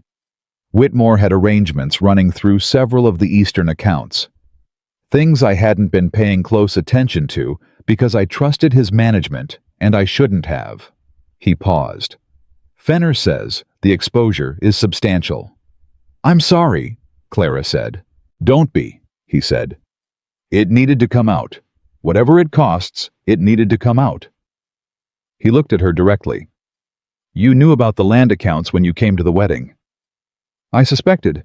I wasn't certain until I saw him in the room and watched how he moved." "And you told him you had documentation." "I told him I knew," she said. "I thought it was important that he know someone knew." Something moved in Emmett's face, not quite the almost humor she'd seen before, but in that neighborhood. "You walked into my house with a satchel full of evidence and sat at the back of my wedding and waited," he said. "I did. While Eleanor thought she was humiliating you. She was trying to. And Whitmore thought he was watching a woman who had no recourse. He was wrong about that." "Yes," Emmett said. "He was." He looked at her for a long moment. "Clara, I am going to ask you something, and I want you to answer it honestly, even if the honest answer is that you'd rather not discuss it." She waited. "Are you all right?" he asked. "Not the documents, not the case. You. Are you all right?" The question was so direct and so genuine, and so entirely unlike the way most people asked it, the way most people used. "Are you all right" as a social formula that expected the answer yes. "Fine, thank you." That it caught her somewhere she hadn't been expecting. She looked at her hands for a moment. "I will be," she said. "I think that's the most honest answer." "That's enough," he said quietly. They stood on the courthouse steps for another few minutes, not saying anything that required saying, in the way that people who have known each other genuinely can sometimes stand together in silence that isn't empty. Then Clara said she needed to get back to the boarding house and collect her things, and Emmett said he had the horse she had borrowed waiting at the post, and she said she would bring it back when she came to Fredericksburg next, and he said there was no need to keep it as long as she wanted, and she said she wasn't going to keep a horse she hadn't paid for, and he said she could pay him when she had something to spare, and she said she didn't like debts, and he said it wasn't a debt, and she said it looked a great deal like one, and then they both stopped talking, because the conversation had turned into something slightly warmer and slightly less careful than either of them had intended. "Keep the horse," Emmett said in the deliberate voice. "Please." She looked at him. "Thank you," she said. He put his hat on. He went down the steps.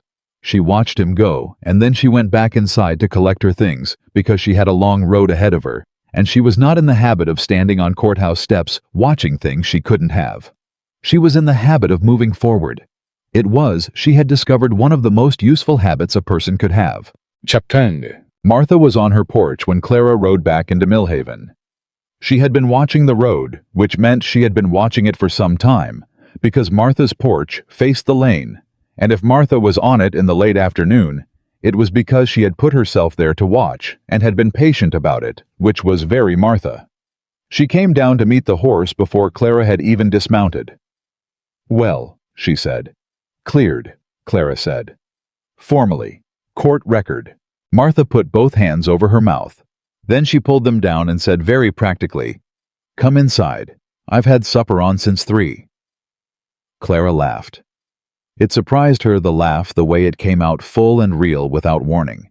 The way it felt like something loosening in her chest that had been tight for a long time. "Martha," she said. "Don't start," Martha said. "You can tell me everything at the table. Come on." Bemund. She told Martha everything over supper. The courtroom, Fenner Whitmore's face when his account started failing him. Mrs. Holt's testimony. The judge's voice reading the conclusion. Emmett, standing at the back of the room, with his hat in his hands.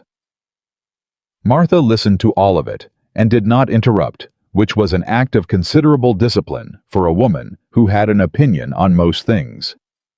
When Clara finished, Martha poured more coffee and said, "What happens to Eleanor?" Clara had thought about this on the road home. She had had 2 days of riding to think about it. "The court found against Whitmore," she said. "Eleanor wasn't named in the proceeding directly. What she knew and what she did is—" She paused. "It's a harder thing to prove in a courtroom than Whitmore's documents. And she has a husband now, which means her situation is complicated in ways that the law does not handle cleanly." "She helped destroy your life," Martha said. Not angry, just factual. "She did," Clara agreed. "And she's living with a man she manipulated into marrying her in a house built on schemes that are now partly unraveling, with a husband who drove to Fredericksburg to testify on behalf of the woman she spent 3 years trying to erase." Clara wrapped both hands around her cup. "I don't know what that life feels like from the inside, but I don't think it feels the way she imagined it would."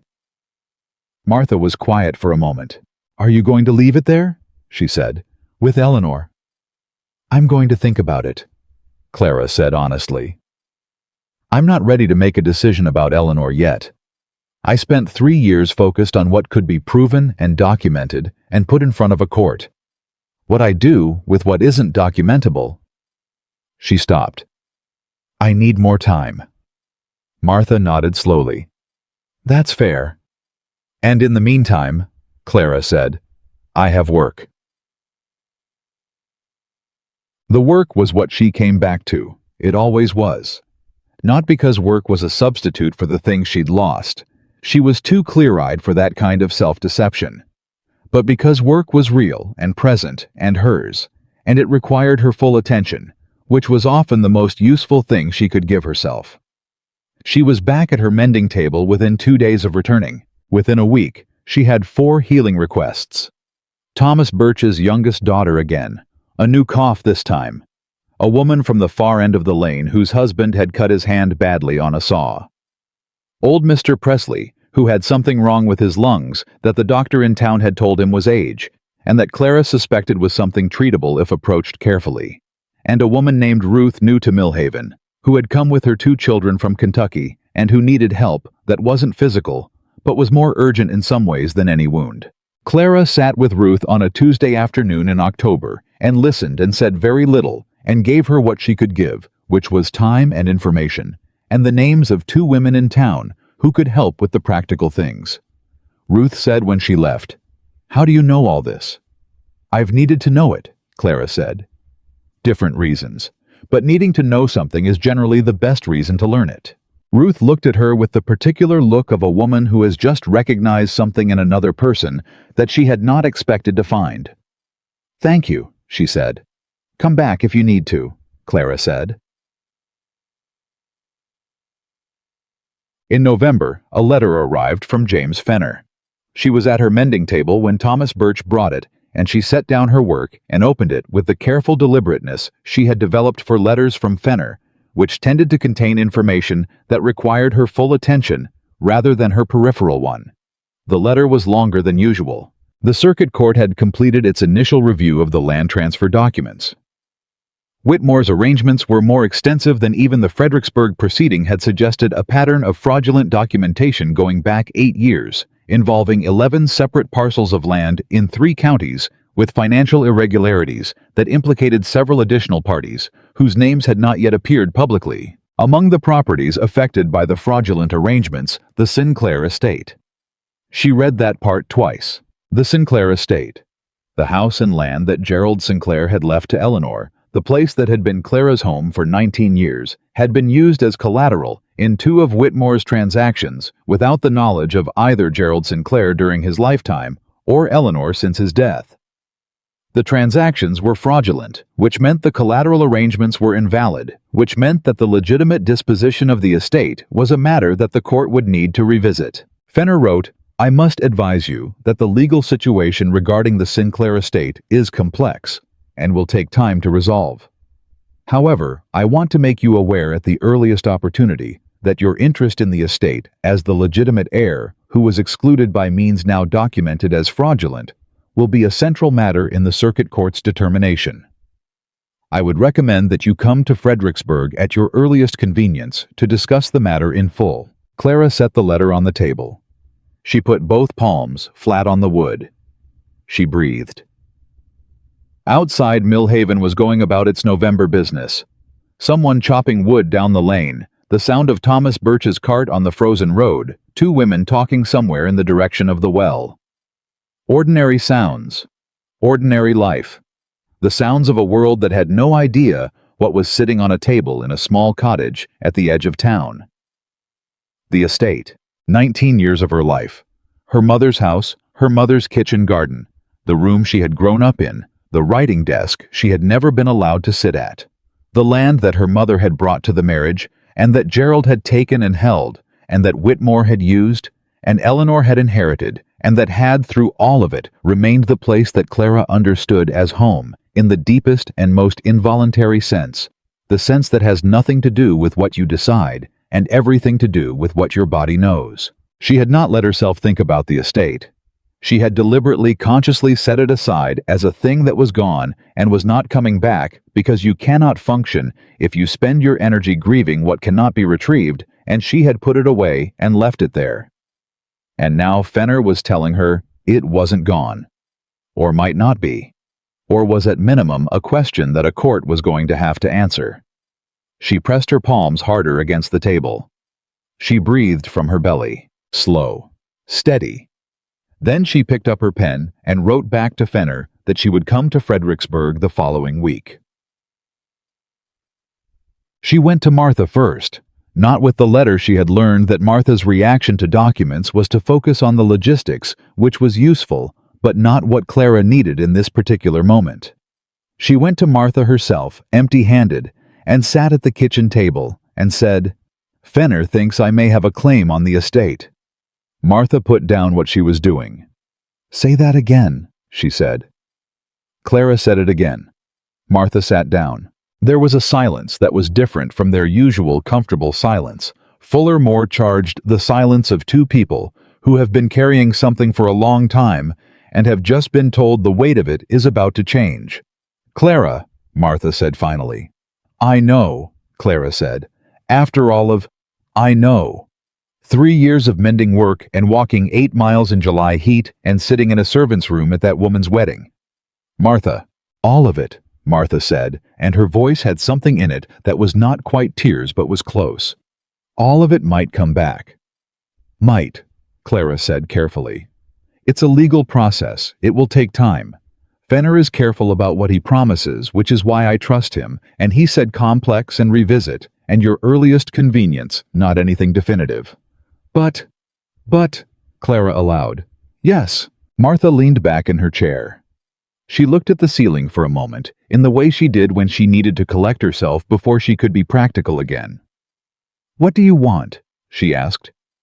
It was such a simple question, and Clara had spent 3 years in the mode of what is necessary rather than what do I want, because what she wanted and what was available had been so far apart that closing the gap between them had not seemed like a useful exercise. I want it to be right, she said. I want the record to reflect what actually happened. I want... She stopped. I want to walk into that house and not feel like a thief. I want it to be mine because it was mine, and the court says so, not because I took it back or fought for it or won it at someone else's expense. It was yours, Martha said. Your mother's house. Your mother's land. Yes, Clara said. That's what I want confirmed. That's the part I want. Martha nodded slowly. Then go to Fredericksburg, she said. Talk to Fenner, and then come home and tell me what he says. She went to Fredericksburg on a gray Wednesday in November, and she sat across from James Fenner in his Main Street office for 3 hours, and she listened to him lay out the full complexity of the circuit court's findings, the legal arguments available to her, the probable timeline, and the range of possible outcomes from the most optimistic to the most cautious. He was thorough. He was honest. He did not make promises, which she had learned was the surest sign of a good lawyer. When he finished, she asked 3 specific questions. He answered all 3. Then she said, "What do I need to do?" he told her. She wrote it down. She rode back to Millhaven, and she began doing it.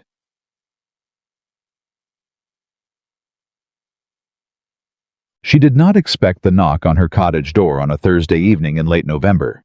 She was at her mending table with a candle and 3 shirts that needed buttons, and her mind already moving to the next letter she needed to write Fenner. So when the knock came, she put down the shirt and went to the door with the distracted half-attention of someone being pulled out of a task they were in the middle of. She opened the door. Eleanor was standing on her step. Clara stared. Eleanor looked in the candlelight, different from the last time Clara had seen her, different from the wedding, different from the courtroom she had not appeared at. The white dress was long gone, replaced by a traveling cloak and plain boots, and her hair was simply dressed, and she looked not smaller exactly, but somehow less constructed, more like the person underneath the construction. She also looked like she had been crying, not recently, but the kind of recently that was still visible in the set of the face even after you've stopped. I know, Eleanor said before Clara could say anything. I know you have no reason to let me in. Clara said nothing. I know you don't owe me anything, Eleanor continued. Her voice was steady, but with visible effort.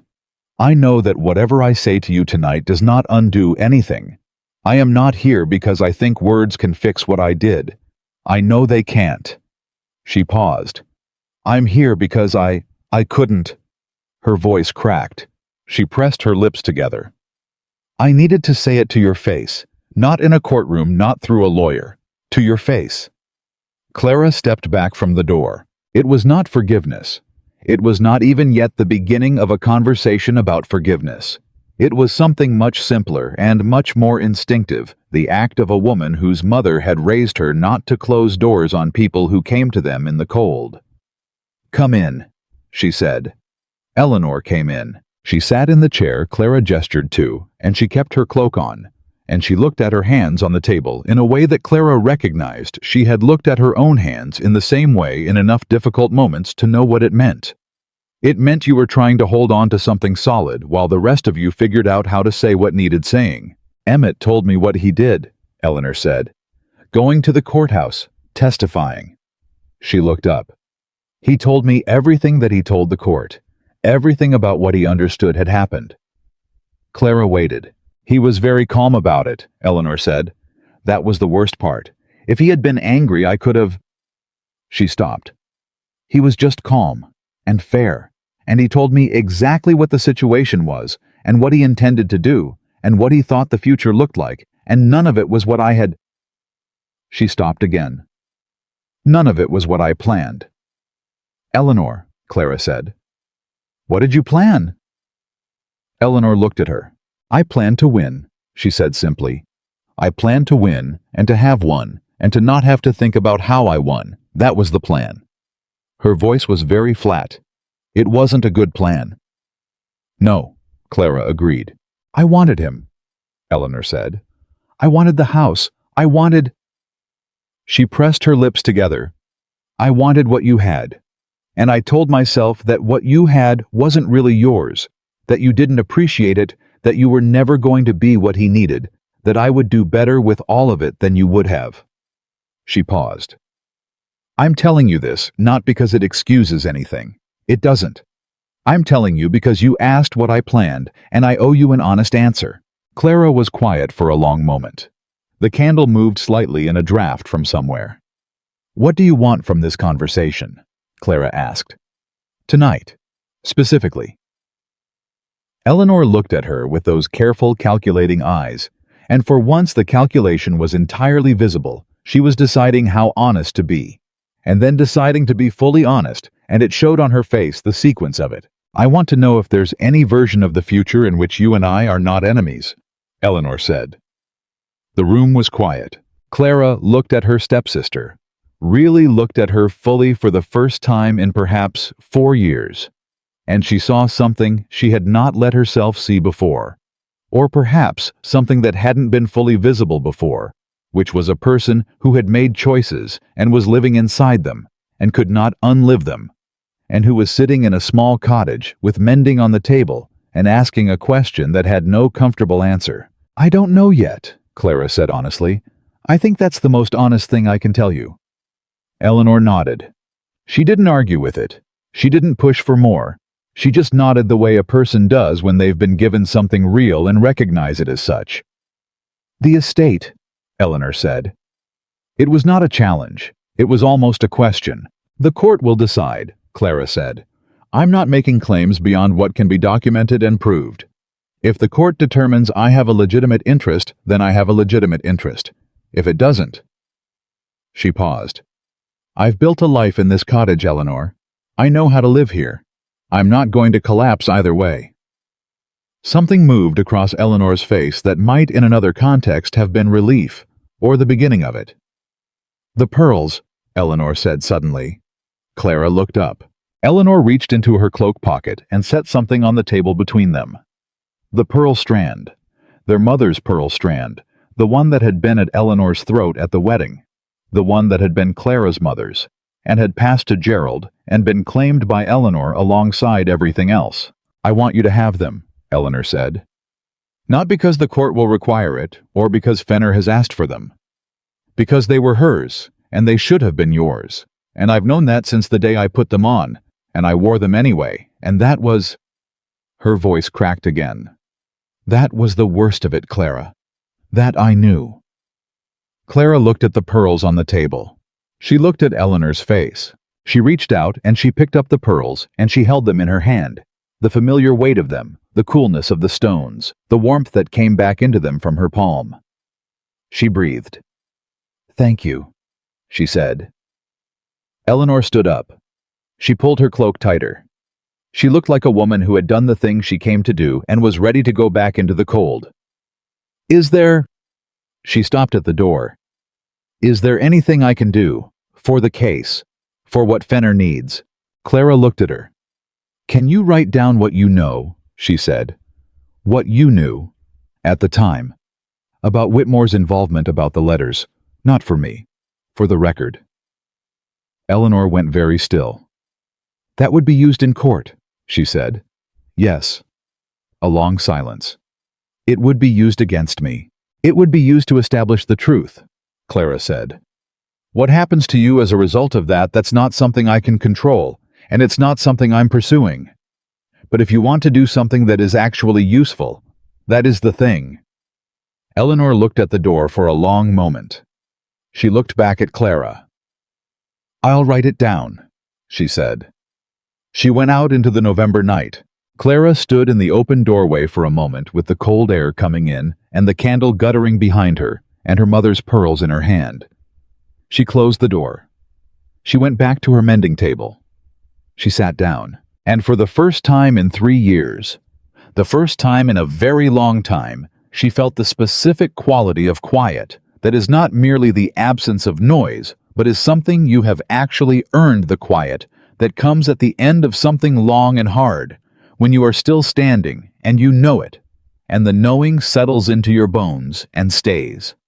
She picked up the shirt with the missing buttons. She began to work.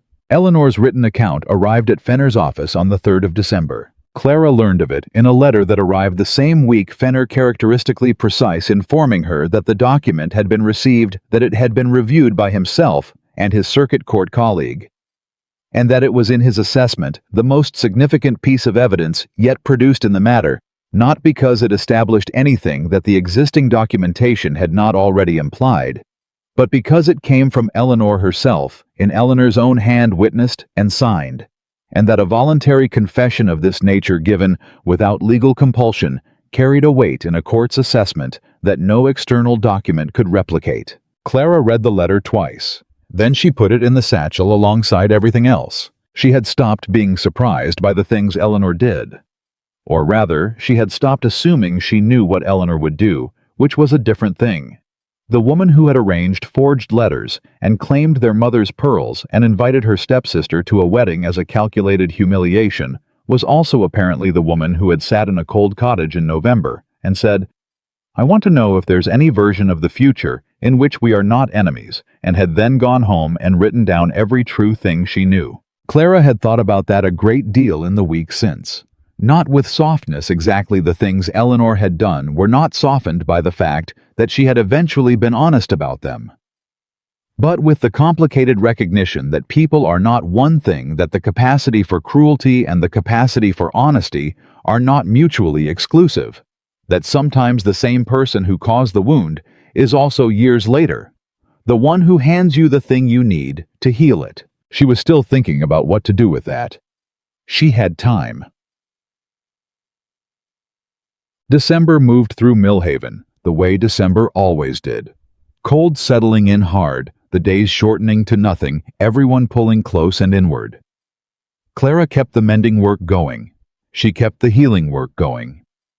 Old Mr. Presley's lungs were responding to the treatment she'd worked out with a doctor in Richmond. She'd been corresponding with a man named Dr. Carey, who had read the same texts she'd gotten from her mother, and who wrote back to her in the way that serious people write to each other when they recognize they are in the same conversation. She had not told anyone about that correspondence. Not Martha, not anyone. It was too early and too uncertain, and she had learned through 3 years of necessity not to speak about things until they were solid. But it was there. Something she was building. The circuit court issued its preliminary finding on the 18th of December. Fenner sent a rider with the letter rather than waiting for the regular post, which told her before she opened it that the news was significant. She was at her mending table when the rider came.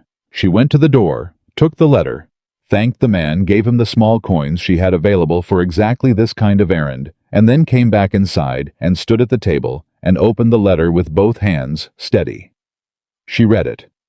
She read it again. The circuit court had found, on the basis of the documented evidence, including Eleanor's voluntary statement, that the fraudulent arrangements connected to Whitmore's transactions had materially affected the disposition of the Sinclair estate. The original exclusion of Clara Sinclair from the estate had been achieved through documented fraud. The court's preliminary determination was that Clara Sinclair held a legitimate legal claim to the Sinclair property, specifically the house and the attached land, which constituted the majority of the estate's value. The matter would require a final hearing for formal disposition. That hearing was scheduled for the 14th of January, 1816. Clara set the letter on the table. She pulled out her chair. She sat down, and then quietly, privately in the small cottage at the edge of Millhaven, with the December wind coming under the door, and her mending on the table, and her mother's pearls in the drawer, she'd put them in the night Eleanor had returned them. She put her face in her hands, and she cried. Not from sadness, not from grief, though there was some grief in it, the particular grief of being given back. Something you had stopped allowing yourself to want, because wanting it had cost too much. She cried because her mother had lived in that house, and had loved it, and had died in it, and had been put in the ground from it, and because Clara had spent 3 years believing she would never walk through its door again, and because the thing she had not let herself want was going to be hers. She cried for about 5 minutes. Then she wiped her face. Then she went to tell Martha. Cud. Martha did not cry this time. Martha made a sound that was not quite a word, and pulled Clara into her arms and held her in the way that certain women of a certain generation hold the people they love, not gently, not tentatively, but firmly, completely, with the full physical commitment of someone who means it without reservation. Then she let go and became practical. When's the hearing? January 14th. Then you have time to do it properly. Martha looked at her with the clear-eyed efficiency of a woman already planning. You'll need to be in Fredericksburg the day before. You'll need the boarding house. You'll need... Martha. What? I know what I need, Clara said. I've been doing this for 3 years. Martha paused. Then she laughed a real laugh, surprised out of her, the kind that Martha's face did rarely and beautifully. Yes, she said. You have. She shook her head. Lord have mercy, Clara Sinclair, you have. The letter from Emmett came on the 22nd of December. She had not heard from him since Fredericksburg.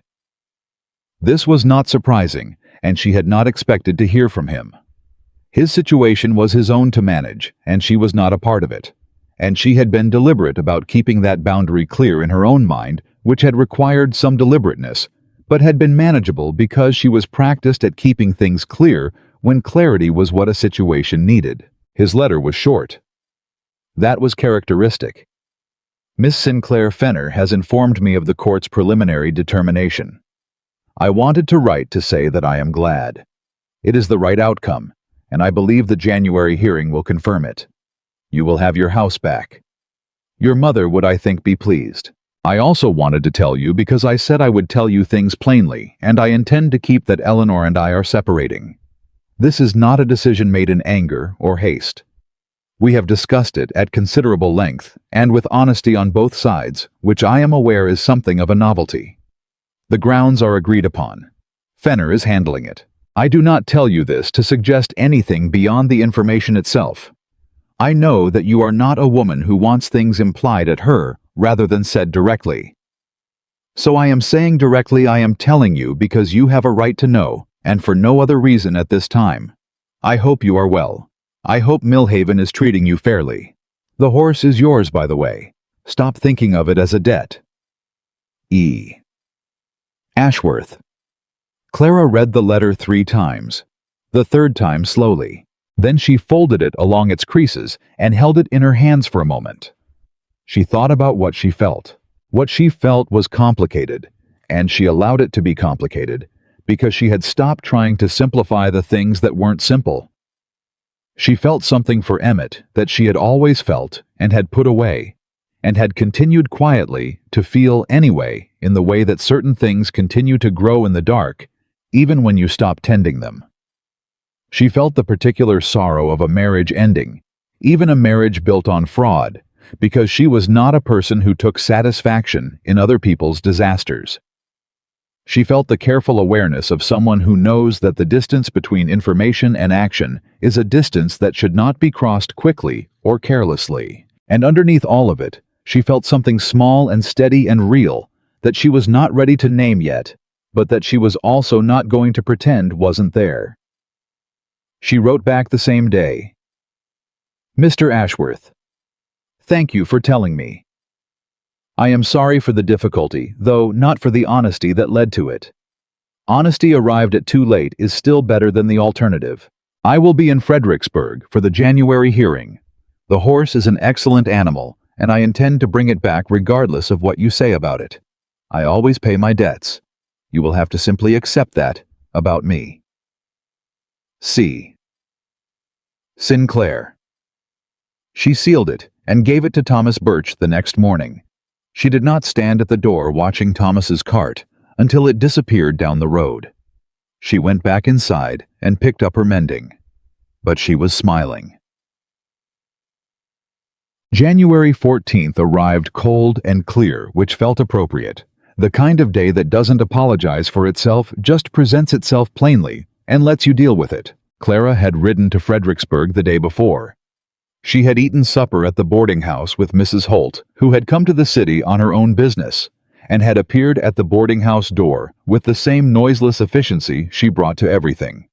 And they had eaten together and talked about things that were not the hearing, which was the right thing to do the night before a hearing.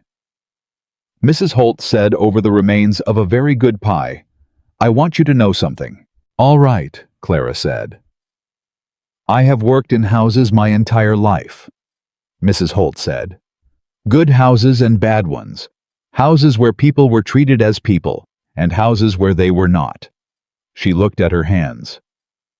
"I stayed in the Ashworth house because Mr. Ashworth himself is a good man, and the house itself is or was well run.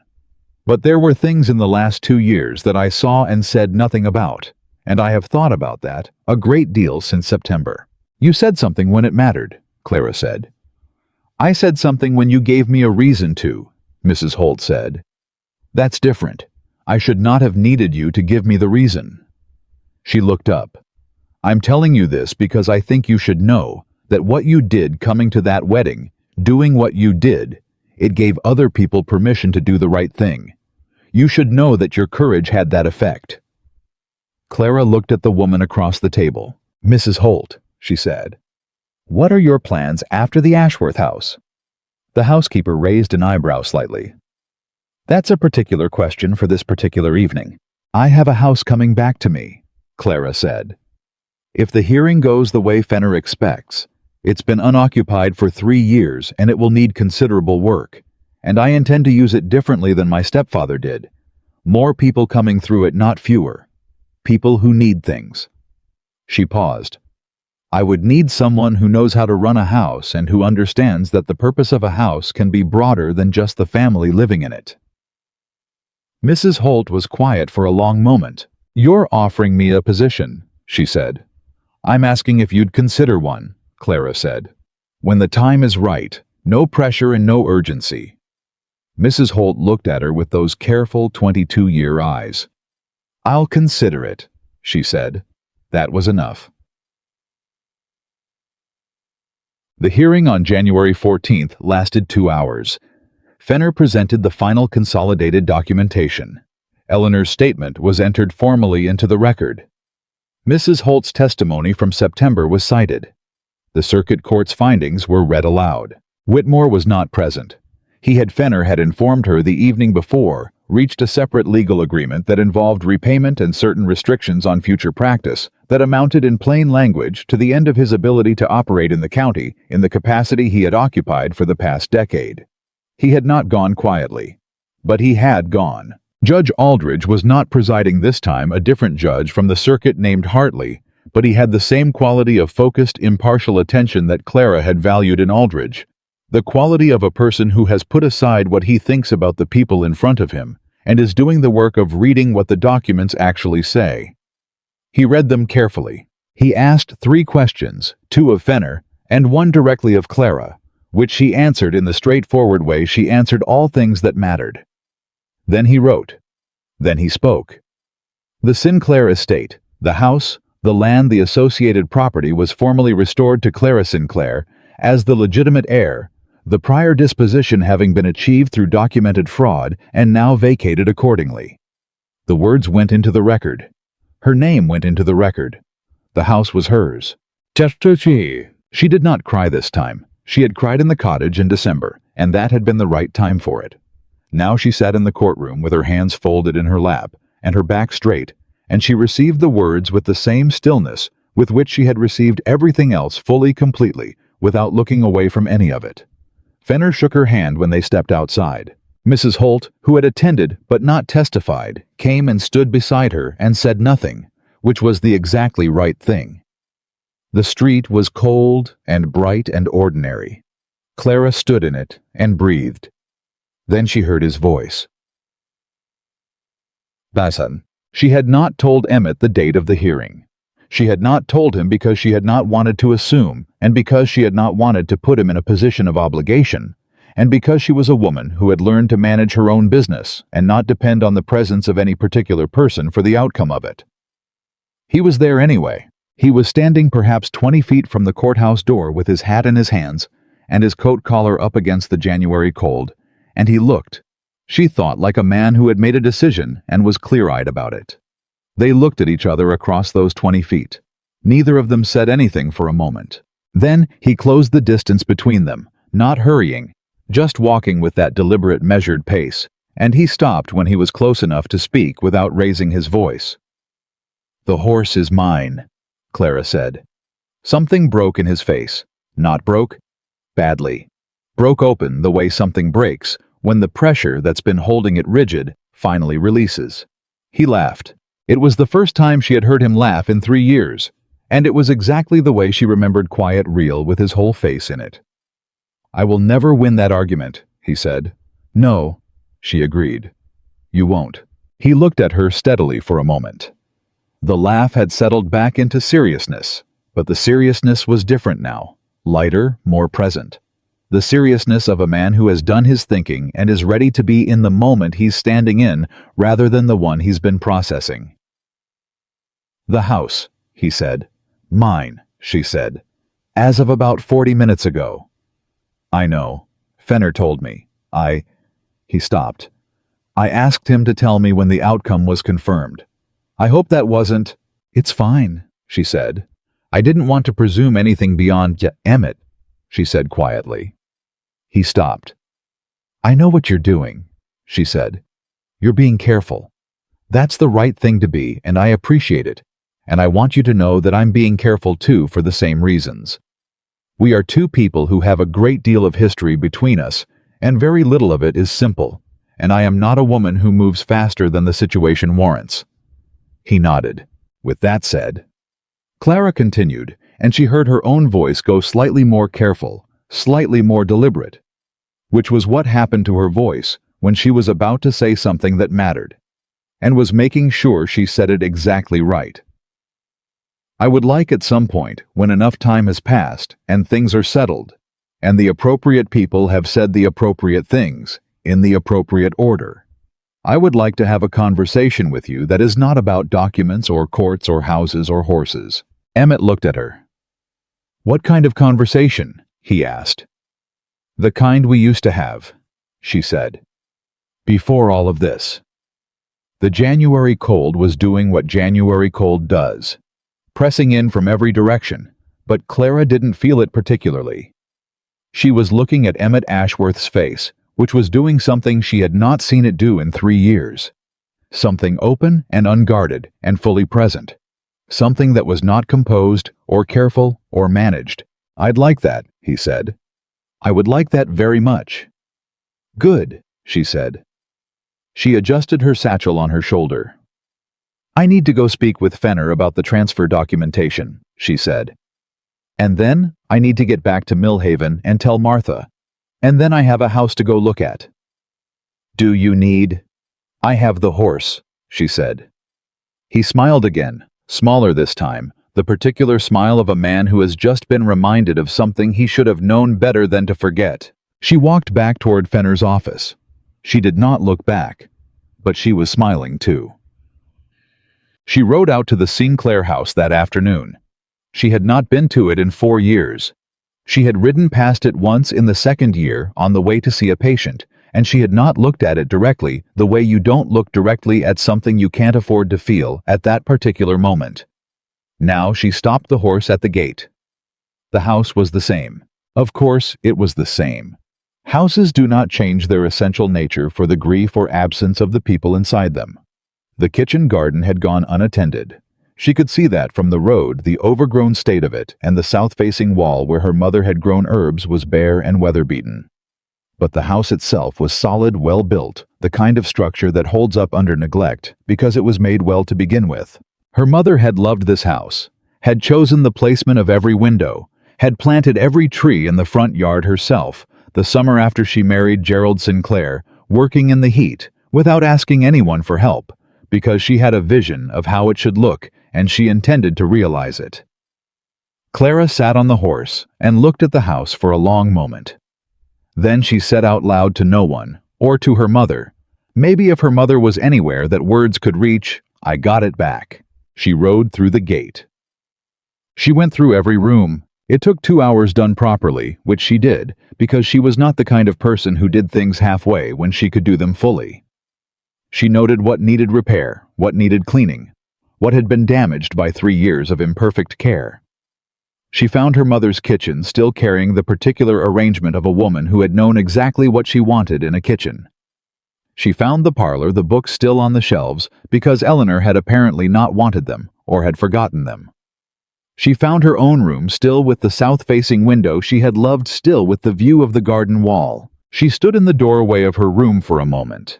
Then she went back downstairs and sat at the kitchen table.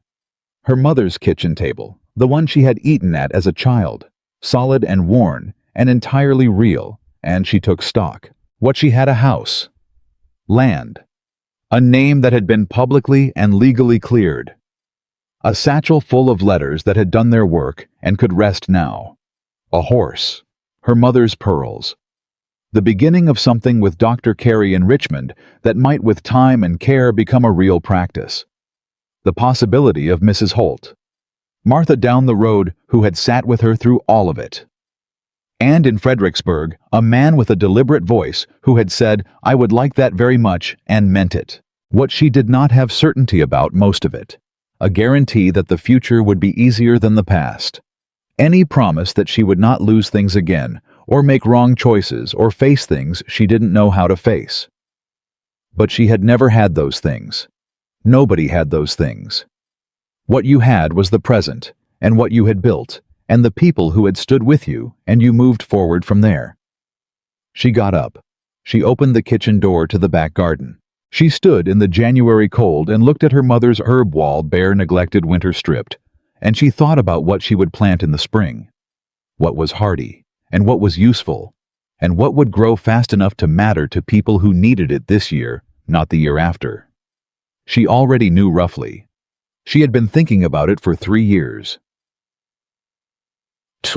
Martha came the following Sunday. She rode out in Thomas Birch's cart, which Thomas brought because Martha had asked him to, and because Thomas Birch owed Clara more favors than he could comfortably count, and was genuinely glad of any opportunity to pay them back. Martha walked through the front door and stood in the hallway, and did not say anything for a full minute. Then she said, "Your mother would be beside herself." "I know," Clara said. "She would be absolutely beside herself. I know Martha. She would probably be standing right here crying and trying to pretend she wasn't crying and telling you to come look at her herb wall, even though it's January and there's nothing there." Clara felt the tears start before she could do anything about them, and she let them come this time because she was in her mother's house and Martha was beside her, and there was no reason to fold anything up or put anything away. They stood in the hallway together and both cried for a few minutes, which was undignified and entirely correct. Then Martha said, "Right, show me what needs fixing." Robert Ashworth appeared on a Tuesday in February. This was not entirely surprising. Emmett had mentioned his cousin in passing in the letter he'd written after the hearing. Something about Robert having expressed a desire to see how she was getting on. Robert himself arrived with a directness that was entirely characteristic, presenting himself at the door with 2 men who turned out to be skilled carpenters, and an offer that was clearly not his own idea, but that he had agreed to deliver. "Emmett says the kitchen window needs replacing and the garden wall needs pointing," Robert said. "He says he'd be glad to send some men if you'd allow it, and that if you say it's charity, he'll be very annoyed because it isn't. It's the kind of thing neighbors do." Clara looked at him. "Tell your cousin," she said, "that I will accept the carpentry because the window genuinely does need replacing. And tell him that when he is ready to have that conversation, he mentioned he can come tell me so himself instead of sending his cousin." Robert grinned. He had a good grin, uncomplicated and real. "He said you'd say something like that," he said. "Did he?" "He said to tell you, and I'm quoting here because he made me memorize it, the appropriate people have said the appropriate things, and I believe enough time has now passed if she agrees." Clara was quiet for a moment. She looked at the kitchen window that did indeed need replacing. "Tell him," she said carefully, "that I agree." Robert left 2 carpenters and his grin and rode back to Fredericksburg. Bar. Emmett came on a Thursday. It was late February by then, and the cold was still real, but had lost its edge that particular shift in February when winter is not done, but has announced that it eventually will be. The kitchen window had been replaced. The garden wall had been pointed. Clara had ordered seeds from a supplier in Richmond, and they were on the kitchen table waiting to be sorted. She heard the horse on the lane, and she knew. She did not go to the window to look. She went to the door and opened it before he had finished tying the horse, which meant she was standing in the doorway when he turned around, and he stood in the lane and looked at her across the ordinary distance of an ordinary Thursday, and his face was doing the open, unguarded thing. "Clara," he said. "You came yourself this time," she said. "I have been reliably informed," he said, walking toward her, "that sending messages through intermediaries is something you find irritating." "Extremely," she said. He stopped when he reached the step. "May I come in?" he asked. She stepped back from the door. He came in. He stood in the hallway and looked at the house. Her mother's house, her house. The house that was 3 years of work made solid and real and formally recorded, and something in his face went quiet with the kind of recognition that comes when you are in a place that matters and you know it. "How is it?" he asked, "being back in it?" "Like remembering something I thought I'd forgotten," she said, "and like learning it new at the same time." He nodded like he understood that which she believed he did. They went into the kitchen because the kitchen was where people actually talked, and she put water on for coffee because she had real coffee. Now a luxury she had allowed herself last week for the first time in 3 years, and they sat at her mother's table. He told her about the Ashworth estate, the land situation with the eastern boundary, which was being resolved through Fenner, and the circuit court cleanly and without further drama now that Whitmore's arrangements had been fully untangled. He told her about Robert, who had apparently decided to study law, which everyone who knew him considered inevitable. He told her with the careful plainness he always used for difficult things that the separation from Eleanor had been finalized, and that Eleanor had left Fredericksburg County, entirely had gone to Boston, where she had a distant relative, and that he did not know what her life looked like now, but that he hoped it was better than she deserved, and worse than she'd planned, which was perhaps uncharitable, but was at least honest. Clara laughed at that. He looked at her like he wanted to keep the sound of it. She told him about Dr. Carey and the correspondence that had been growing since autumn, about the possibility of an actual practice about the seeds on the table, and her plans for the herb wall about Ruth from Kentucky, and old Mr. Presley's lungs, and the particular way that helping people had kept her going when most other things had not. He listened the way he always listened, fully with his whole face present, following the threads. When she finished, he said, "You built something real." "I had to," she said. "It was that or stop." "And you weren't going to stop." "No," she said. "I was not going to stop." He looked at her. She looked at him. The kitchen was warm from the stove, and the February light was coming through the new window at an angle that was different from the winter light, softer with more promise in it. The coffee was real and hot. The seeds were on the table waiting. "I made a mistake 3 years ago," Emmett said. "I have thought about that a great deal. I did not defend you when I should have. I believed other people when I should have come to you directly. And I sent a letter."